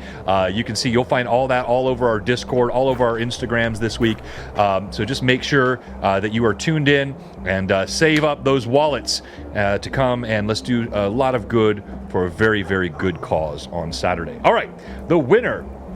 And the Tiltify link is up. All right, we already have our first donation. Fantastic. And we've got some goals, but we'll talk about what those goals are on Saturday. I think we can do some major good. All right, the winner of the Blue Box mug. And there'll be no roll-off for this, so this is just whoever gets it, gets it. And the winner of the Blue Box mug is Robert. Man, he has been on a luck streak lately. He's been freaking killing it. Yeah, he has been absolutely killing it. Now, that does unfortunately mean that he is ineligible to win later tonight. We can't have the same person win two things. So we'll kick off now the giveaway for the Treasures of Greyhawk module. And I'm going to go ahead and start that right now. I just want to point out, he's not just winning on your stream, John. He's won twice on my stream. He won this a couple weeks ago. Whoa. And won my very first mini that I gave away. He wins everything. Well, he won my first giveaway as well for the 5-pound bag of gummy Yes, bears. he did. He totally He did. did. I was so upset that I didn't win that. Well, some may say that's good luck. Some may just say it is a function of how often he is on these streams. But we all clearly know he has a pact with the abyss. Robert has a Blue Box house now. All right, so type !treasures in the chat, and you will be eligible for this incredible Treasures of Greyhawk giveaway that we're going to be doing tonight, and I am looking forward to that. All right, as we resume, we find our party in the free city of Greyhawk. It is their first night, and yet it has already been an extremely eventful day. From their entry into the city, where they were first accosted by a Red Lord and a golem that tried to corner them in a corner of the city, they narrowly avoided creating the second great burning in the slums and commons of the free city. They fled quickly to the Whistling Fish, the erstwhile childhood home of one Brim, who knew this hill giant Grunab quite well.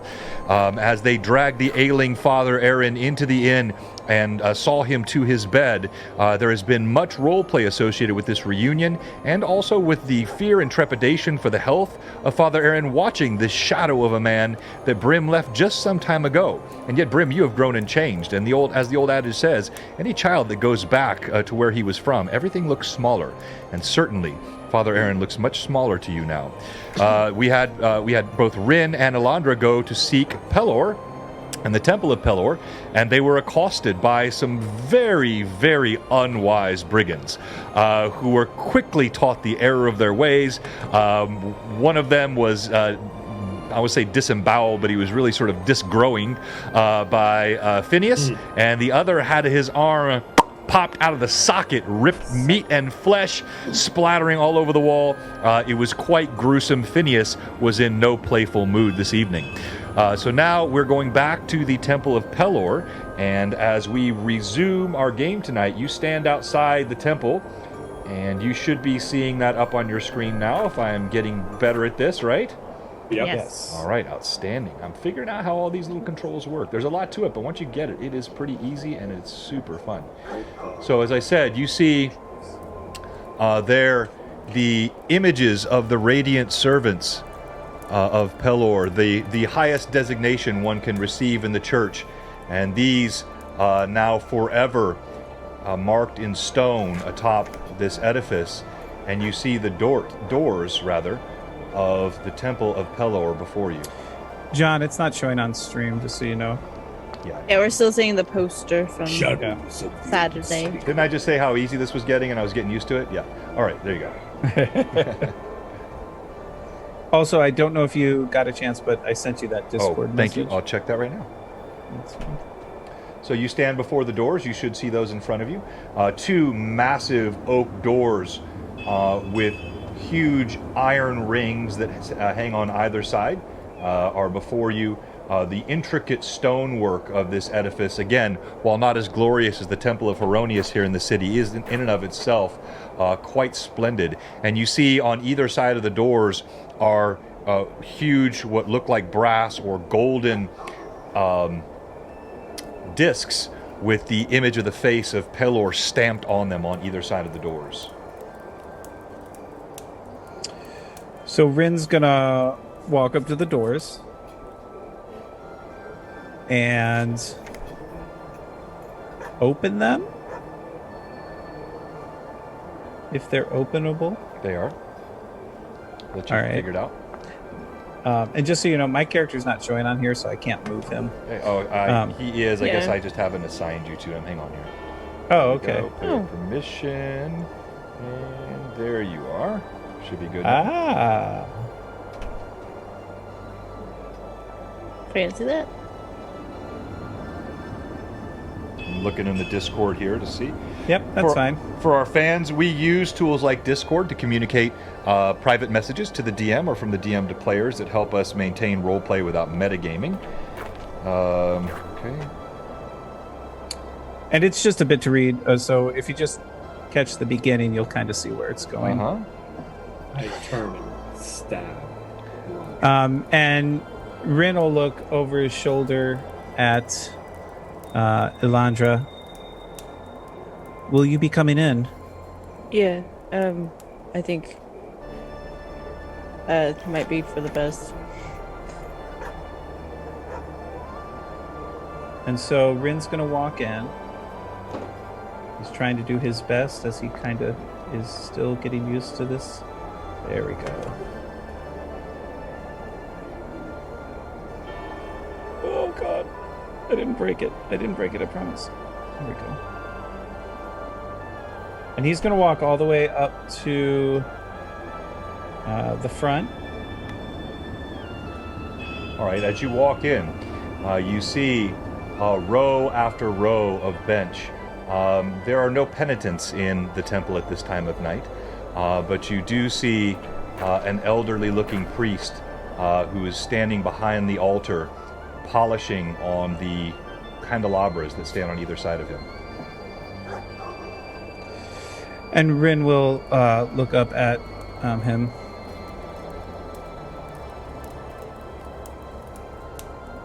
There are some bodies out in the alleyway.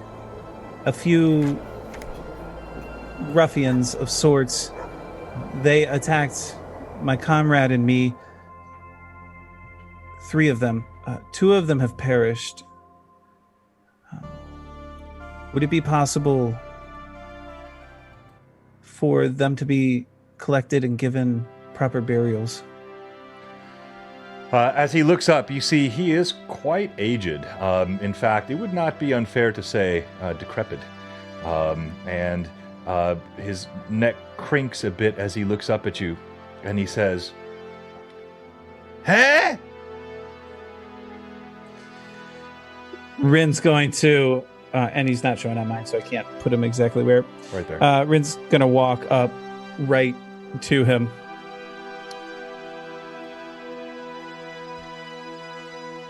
There are a couple of bodies in the alley. Ruffians. Would they be able to be collected and given a proper burial here? Oh, collections, yes. Every service.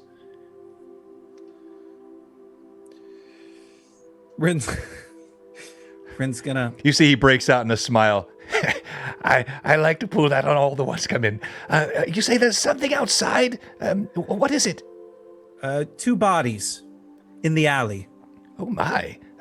As in dead bodies? The dead bodies, muggers. They attacked my companion and me.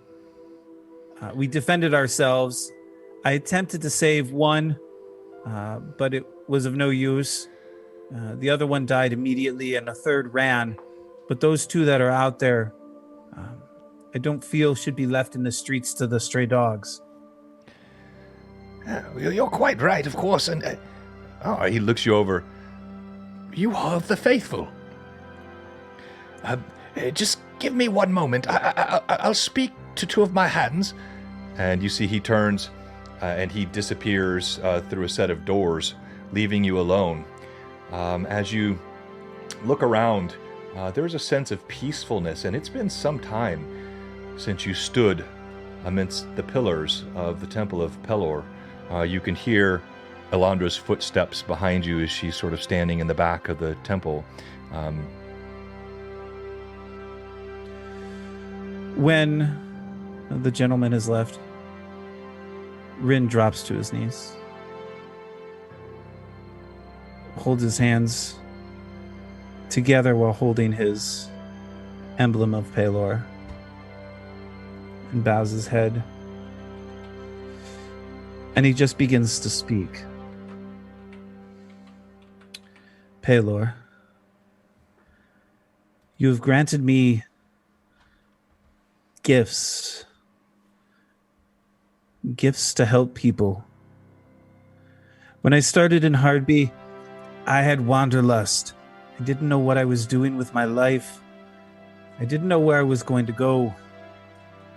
I didn't know what I was going to do. You allowed me to learn from the other clerics, from Arlenor. You allowed me to help.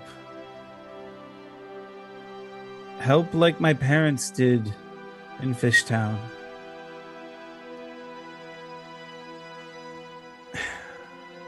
You came to me one night, a messenger, and you told me that I would go on a journey. I remember it as if it was yesterday. The glowing apparition, the dream that awoke me. You said that I've been serving Pelor well at the time. I verbally said, why me? Why come to me when there were more deserving clerics? You said I would be presented with a journey. You said I must take it. I thought the journey was going to be with Elandra initially, but she wasn't there. And then I was given the opportunity on the merchant ship. And I went. And I helped. And I healed. But it seems that my healing has not been enough as of late. I've watched as so many have perished in front of me, even as I've tried to save them. You said greater things would await in my future. You told me not to turn down this task. You said I will do more than I thought I could, but I feel as if I'm failing you.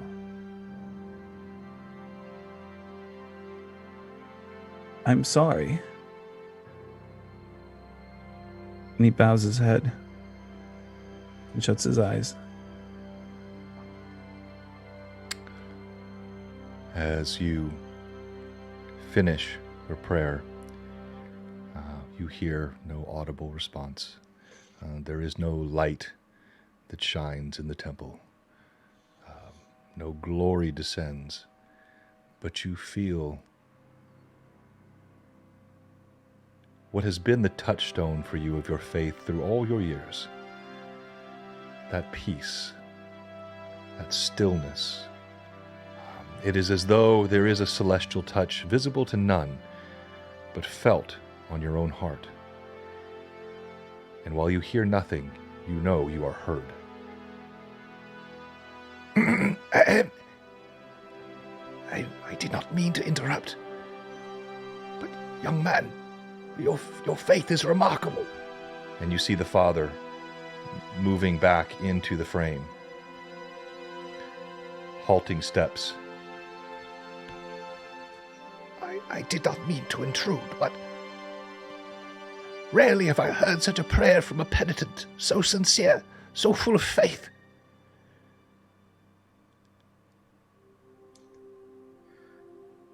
Rin opens his eyes. He feels the peacefulness within him. He looks at the man. It's been some time since I have been in a temple. I've been on the seas. I've been traveling by land. And a slight smile begins to show. And I think all I needed was to connect again. He nods. Wherever you go, you know that his light shines with you. When the sun cannot be seen, the clouds can but obscure it. It is always there.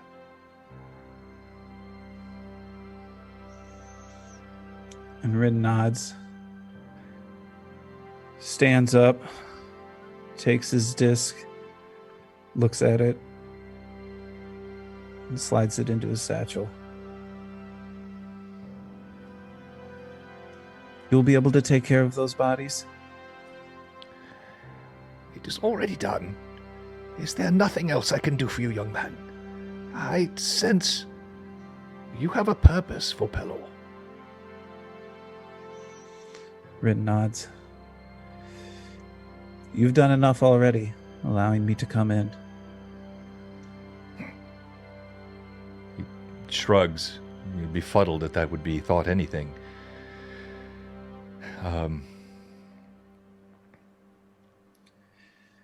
Rin turns and starts to walk back towards the door where I believe Alondra is still. Yeah, she's close to the back. Okay.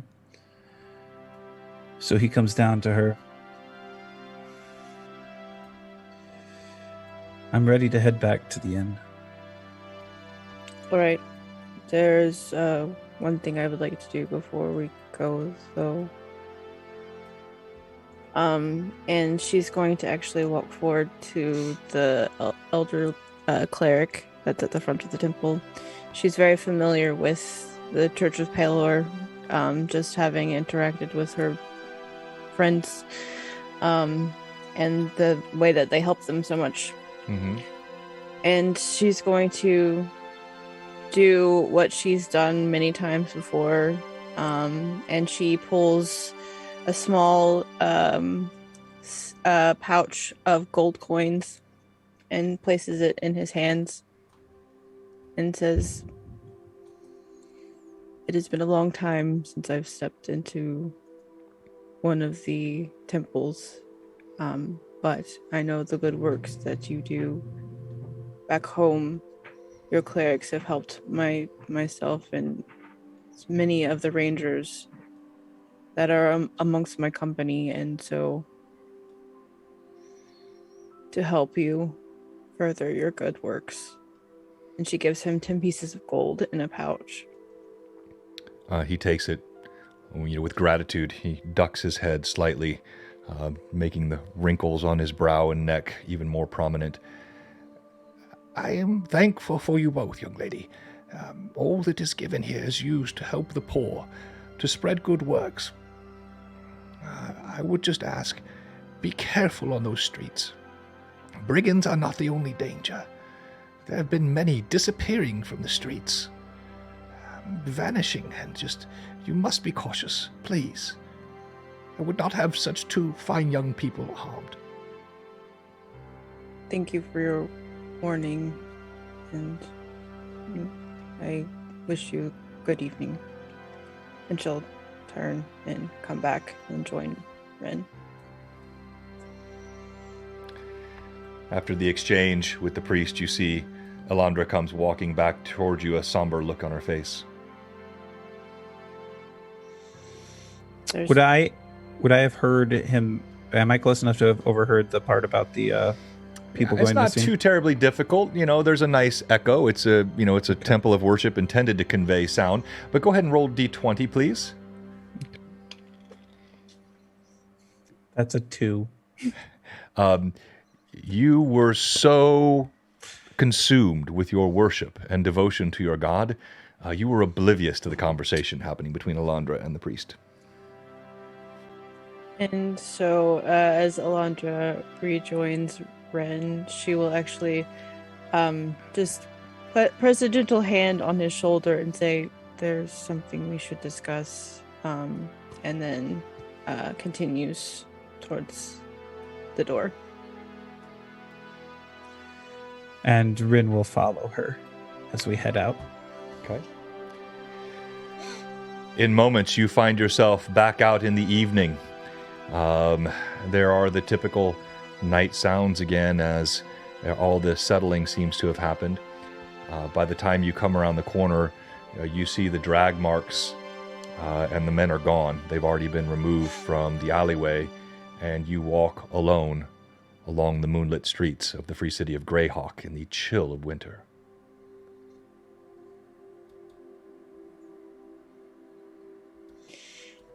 So, he mentioned something to me. He said that there are brigands, of course, but there are other dangers. People have been vanishing.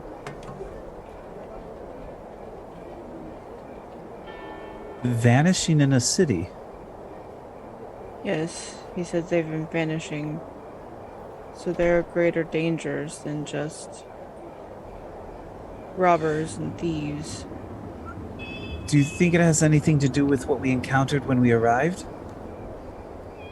Perhaps it could be part of the people that are being taken as well, from like what we found before. Then we need to get this information to the others. I agree. Is that a party reunification I hear? It is. No, Vivi, you can't pretend like you didn't want that. I see you almost falling asleep over there. So, but I'm not mad at anybody. Look, party splits are tough when you're just sitting there for sure. It's definitely part of it. I was thinking we should leave.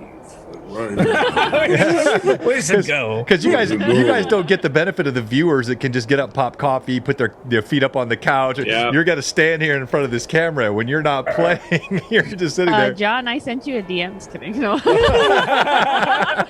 In the middle of the night, Lola sneaks off. Adventures of Death Mama, come on, let's do it. Now, truth be told, the reunification would have happened sooner if we didn't have to fight some ruffians. I'm just saying. They all three of us lie in wait for them to get back, and then we ambush them. Well, you didn't. Yeah, I get As soon as that, they but get back, we leave. it's not as though you weren't warned, Terry, that the streets were very Indeed. dangerous at night these days. I know they're filled with Elandras and Rins. I mean, It's mainly Phineas, come on, he carries the whole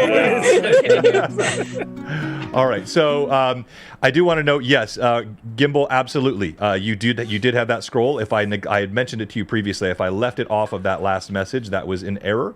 So you did, I in just wanted to fact. make sure. Yeah, you Perfect. did, in fact, find and that I one. still have one scroll, I believe. Is that right?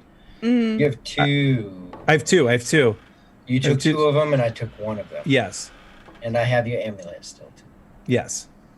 Okay. But I haven't had a chance to sit and do anything with it. Okay, gotcha. All right.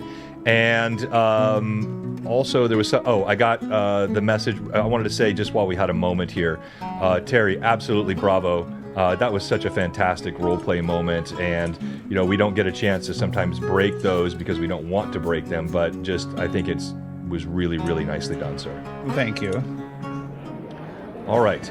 So we move to the next morning. The two of you make it back safely to the Whistling Fish. Everyone sleeps quite soundly that night. When you wake up the following morning, there is some color returning to the pallid cheeks of Father Aaron, though he remains unconscious. Grunab had sent some of his serving ladies up as well to minister to him, and both Rin and those here in the Whistling Fish that have some no mean skill in the healing arts feel like Father Aaron simply needs time, and that he is in no mortal danger of perishing. As you come down, it is a lively morning, sunlight streaming through the windows. It's a deceitful sunlight, implying a warmth outside that does not find this chill time of the Greyhawk Flanness winter. As you sit down, the smell of roasting meats and fresh cooked eggs, hot breads that come, and also meads that are consumed, yes, even at this early hour in the morning. In moments, you find yourselves all surrounding a table, and while there is still much to be worried about in the world, it's impossible not to feel a sense of comfort, knowing that there are places like this where friends and good people still abide. Gimbal comes down with the typical spot of amusement and twinkle in his eyes, and Grunab bustles about, his heavy footsteps thunk, thunk, thunking all over the floor of the Whistling Fish. And I will summon you to the board. Question. Yes. With that rest, how many HP were we able to get Okay, back? yeah. So this is a full rest in a comfortable inn. That's 4 hit points back for each of you. Okay. Also, if I could retroact just a small detail, I still had Identify left for the night before. If I could cast Identify on his amulet. Oh, yes. Okay. Hang on one second here. Let me turn the volume down just a touch. Yeah, Fraley, I agree. I'm pretty sure I found a belt with giant strength. And did I already send you the amulet, Rory? I do not have that. Yeah, okay, hang on. Let me pull it up for you. And I'm assuming when they get back, we're all just chilling, having a good time, and in the morning, Brim will be trying to kind of tie up some of his wounds, and will actually ask Rin or Elandra or Lilith or anyone to be able to help him kind of do a medicine check on him, or like a heal roll to be able to help fix up some of his wounds, because he's still really rough. Well, Elandra will pull out her healer's kit that she carries with her and make out all of the various things. And, she'll try to apply some stuff to help heal him a little bit from what she can do. All right, go ahead.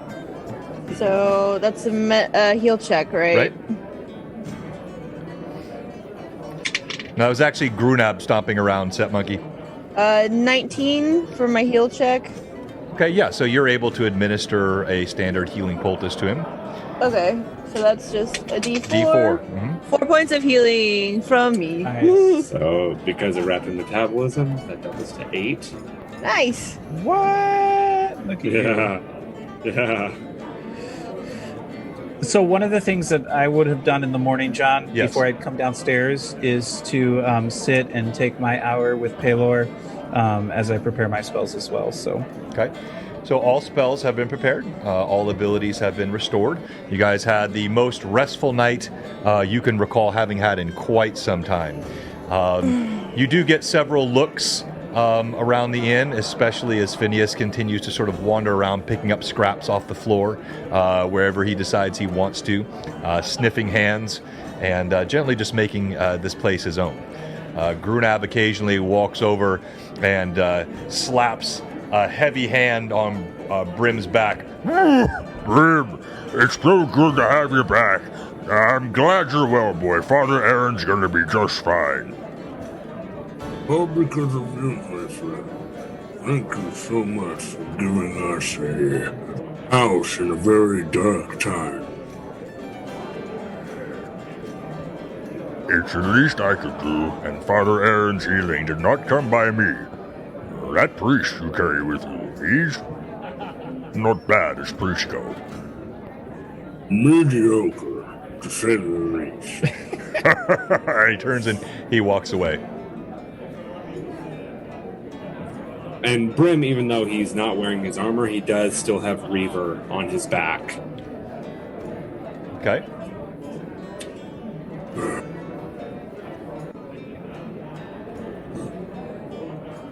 Hey, Grim, I know you're not feeling the greatest, but I also know you like to drink things.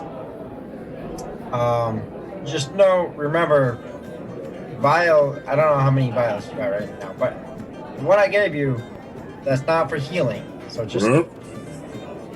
Oh, and he takes off the ring. This is yours. I think it fits you pretty well.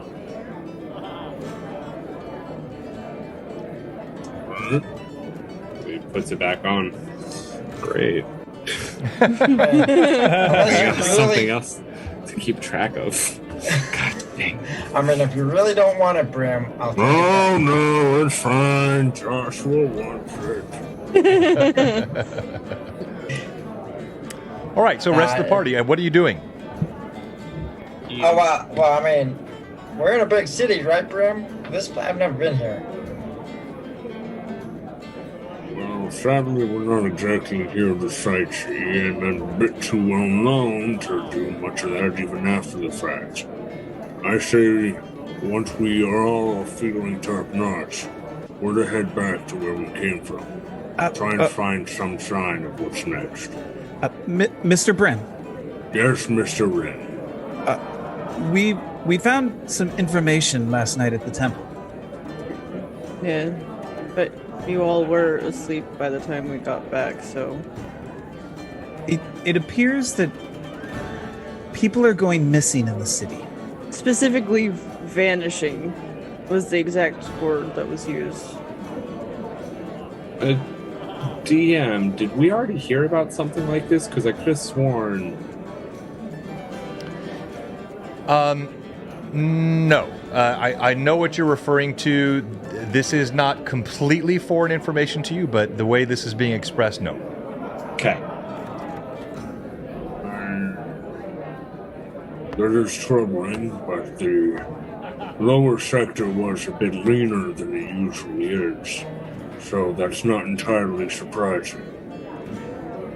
But it is good to have a head of information. Seems to be happening all over the city. I mean, we could go around asking people, maybe some people in the shops, maybe there's particular shops that are better than other shops, maybe there's some shops that we could sell some things at and ask them some questions about things. I mean, I need more arrows, probably. So. Oh, by the way, Yolanda. Yolanda, yeah. Yeah, I'm sorry. It's just such a different name for me, Yolanda. I'll get it one of these days. Yeah. And I reach into my... I honestly have a hard time with the name. I reach into my sack and I grab from there, as you see these 3 long shafts start to come out of the sack. And each of these has silver fletching and then a slender silver head on them. And I pull them out. I go, I haven't had the moment quite yet. I could do it now if you want me to, but if nothing else, you use arrows, and maybe they have some other abilities to them, but I thought you might like these. If you could tell me more about it, that would be really helpful. But yeah, I would definitely take some. And my face will just like, not sourness, because I did offer and I can do it. So not sourness, but like, it's so early in the morning. I already have to use a spell. Not a full night's rest. Give me just 1 minute, and I'll lay them down on the table, and I'll pull out my components, and I'll start to wave them over top as my hands slides from one end to the other, and I focus in and cast Identify on the arrows. All right.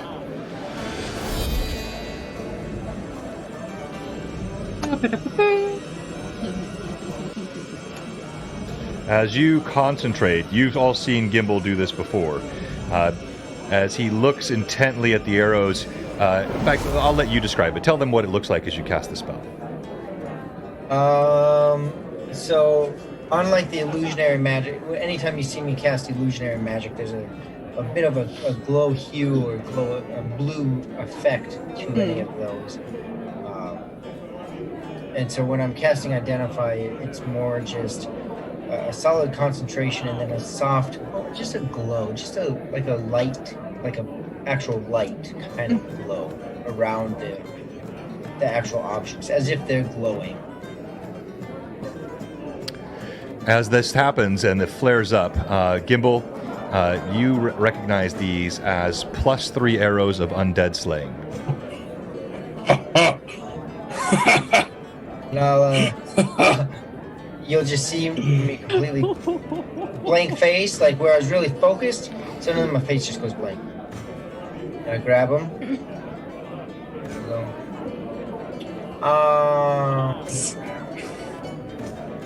So these are really. Here we go. Please don't mess with them. They're really good.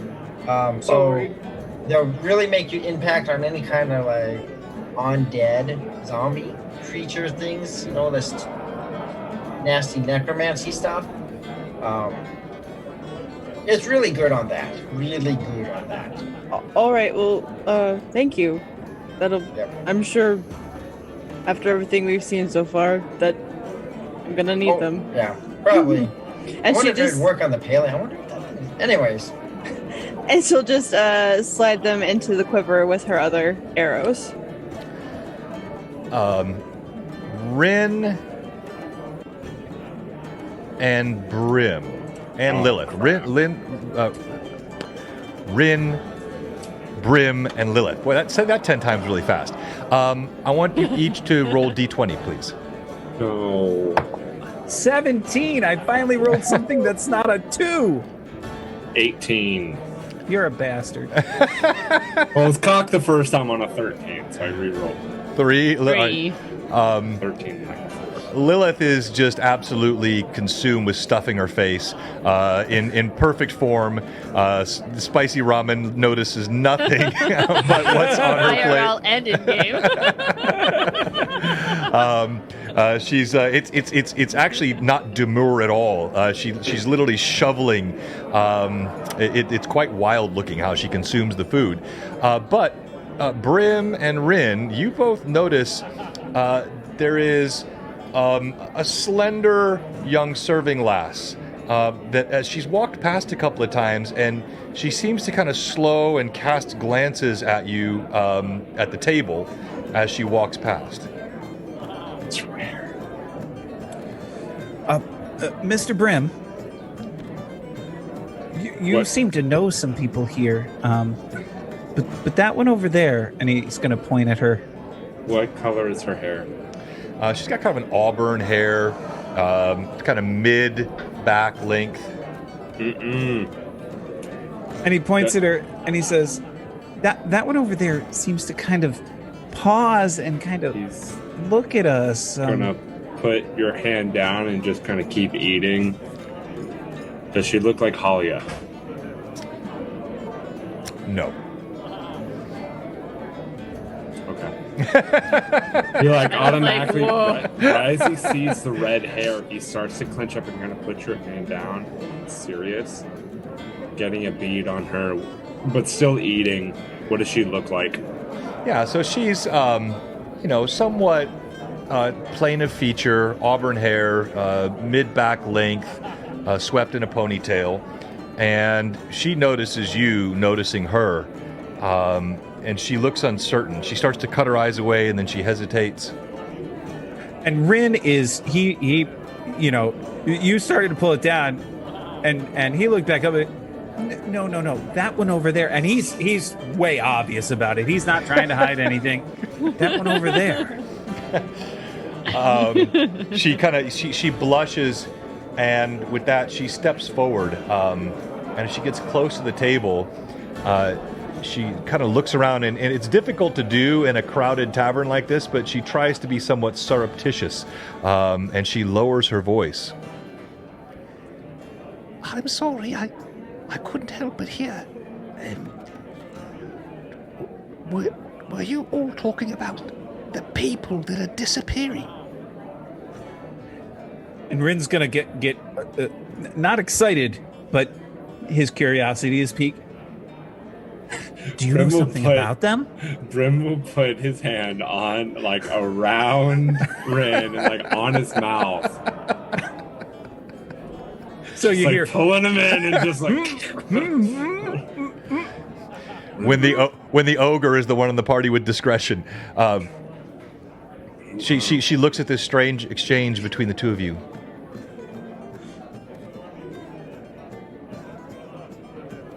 Have any information? These possible missing persons. You sound really quiet, Josh. I think he's trying to whisper at her. I'm trying to whisper at her. whisper louder, stage voice. You got darn that it. stage You voice. know. Stage whispers. ASMR. Turn your Yeah, I go turned right it up into the more. mic. There you go. Yeah. Here we go. Just wondering, maybe, do you have any sort of information? Possibly. You clipped out there at the end too much. And when Brim says that, Rin's gonna nod with Brim's hand over the mouth. Well, if by information, well, yes, I do. It's all around the neighborhood. We've lost 3 neighbors in my quarter in just the last week. All without a trace. And he's going to kind of be looking around at the table, and I think everyone would see this and hear this.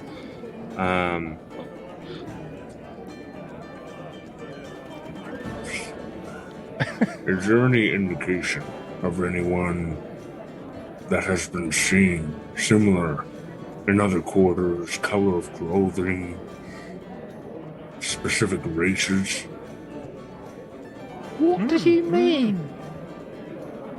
There's all manner of people here in the Free City. It's the greatest city in the world, it is. And he will kind of like pull his hand and like wipe it on Rin's shoulder as he. What time of day did they go disappearing? Do you know?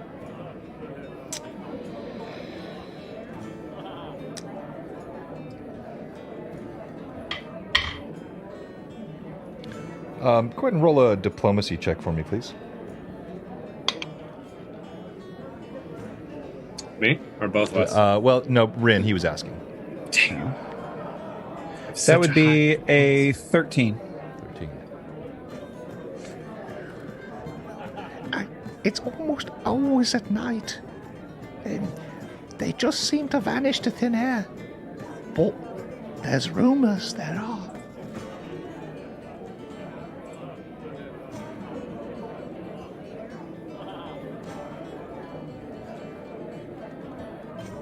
Yeah.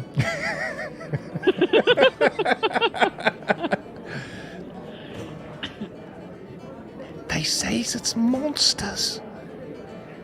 Big monsters with long fangs. And they say they come up from the sewers.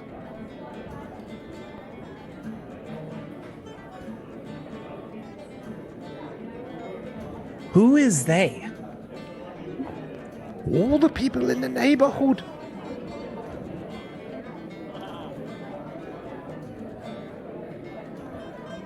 Rin's gonna look at Brim. Mr. Brim, I think this is something we should probably check out.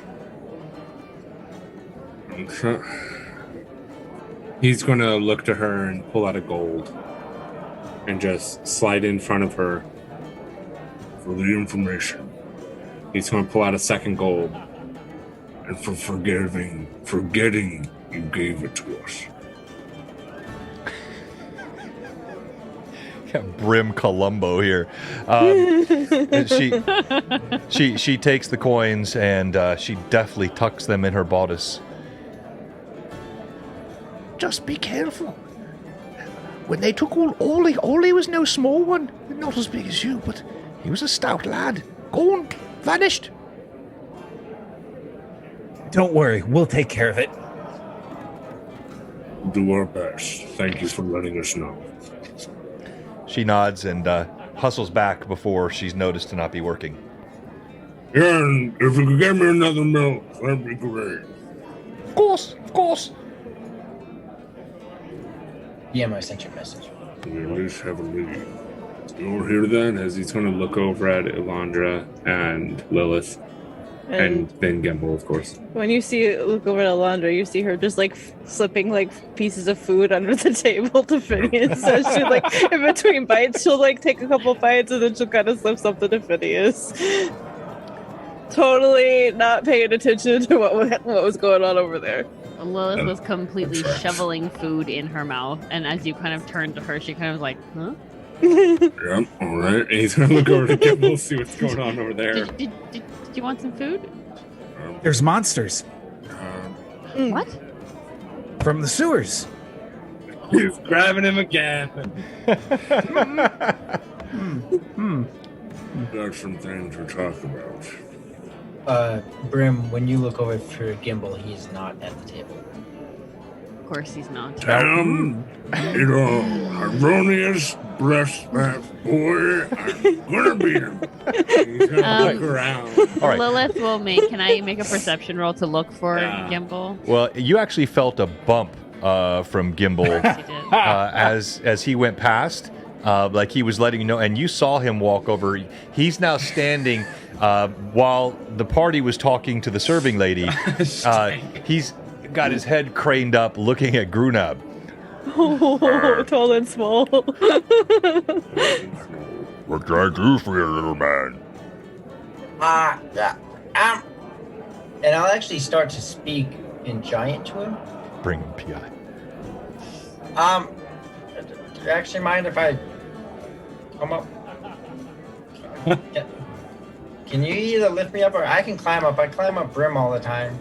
As you speak to him in giant, his eyebrows climb high on his bald head. He looks utterly shocked, but he shakes his head and he bends down gently, sort of picks you up by the back of your jerkin and lifts you up with 2 fingers so that you're eye level. What? Oh, this is kind of scary. But, well, you see, you seem to be a really good friend of Brim. And I think that means we can trust you a lot. I consider Brim a brother of sorts. And, well, I don't think we're gonna, I don't know. Anyways, I have some things that could either maybe help you or maybe you could help me exchange for gold. And maybe they can also help your tavern here.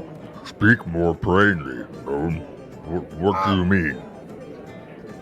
Okay. And like the whole time his nerves are just like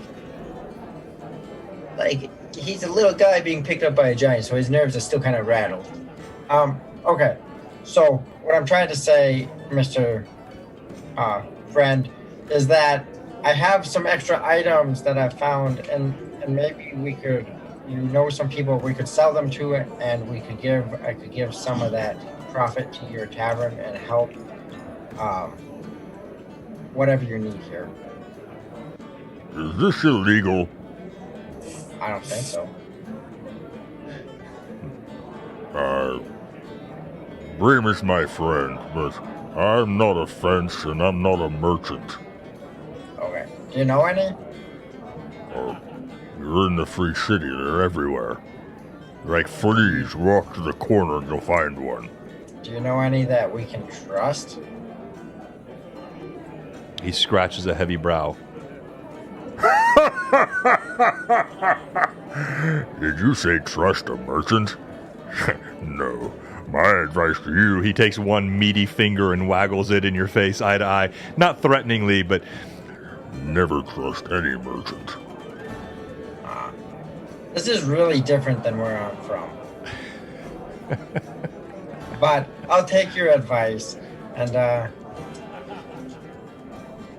yeah, that was it. I just wanted to see and say hi and thank you because Brim seems to really trust you. So I'll leave you alone now. Do I put you down now? If you want. Otherwise, I can ride your shoulder. It's really a different view from way up here. Life is different up here.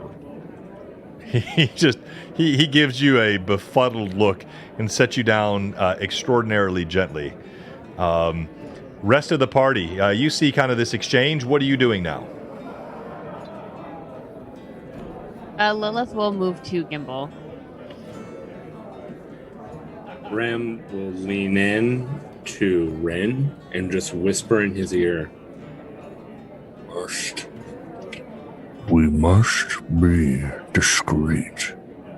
If others are to hear of what we're trying to do, the walls have ears and the trees have eyes. We must be careful. Do you understand? Blink once for yes, twice for no. If I let go and you scream, I'm throwing you. And when Brim leaned over to Rin, Alondra noticed it this time because she was kind of paying attention at this point, and she just leans as far across the table as she possibly can and goes, "What are we whispering about?" Monsters. Oh. I mean, there's a hush in the tavern as he says this, and several heads turn. Stuff we will talk there we about were. later. Monsters around us. Yes. And all we had was our trusty blade and the light of Hyronius and Jodal to guide us. Pelor was there, but more in background.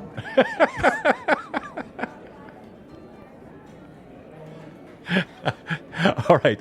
And it is with that tonight that we'll go ahead and stop our session. We're a good 3+ hours in. Nothing like stopping with the insult to a god, a little wisdom from Brigham PI, attempting to have very awkward conversation. I wasn't really sure. I tried to roleplay Grunab as best I could think Grunab would react to that.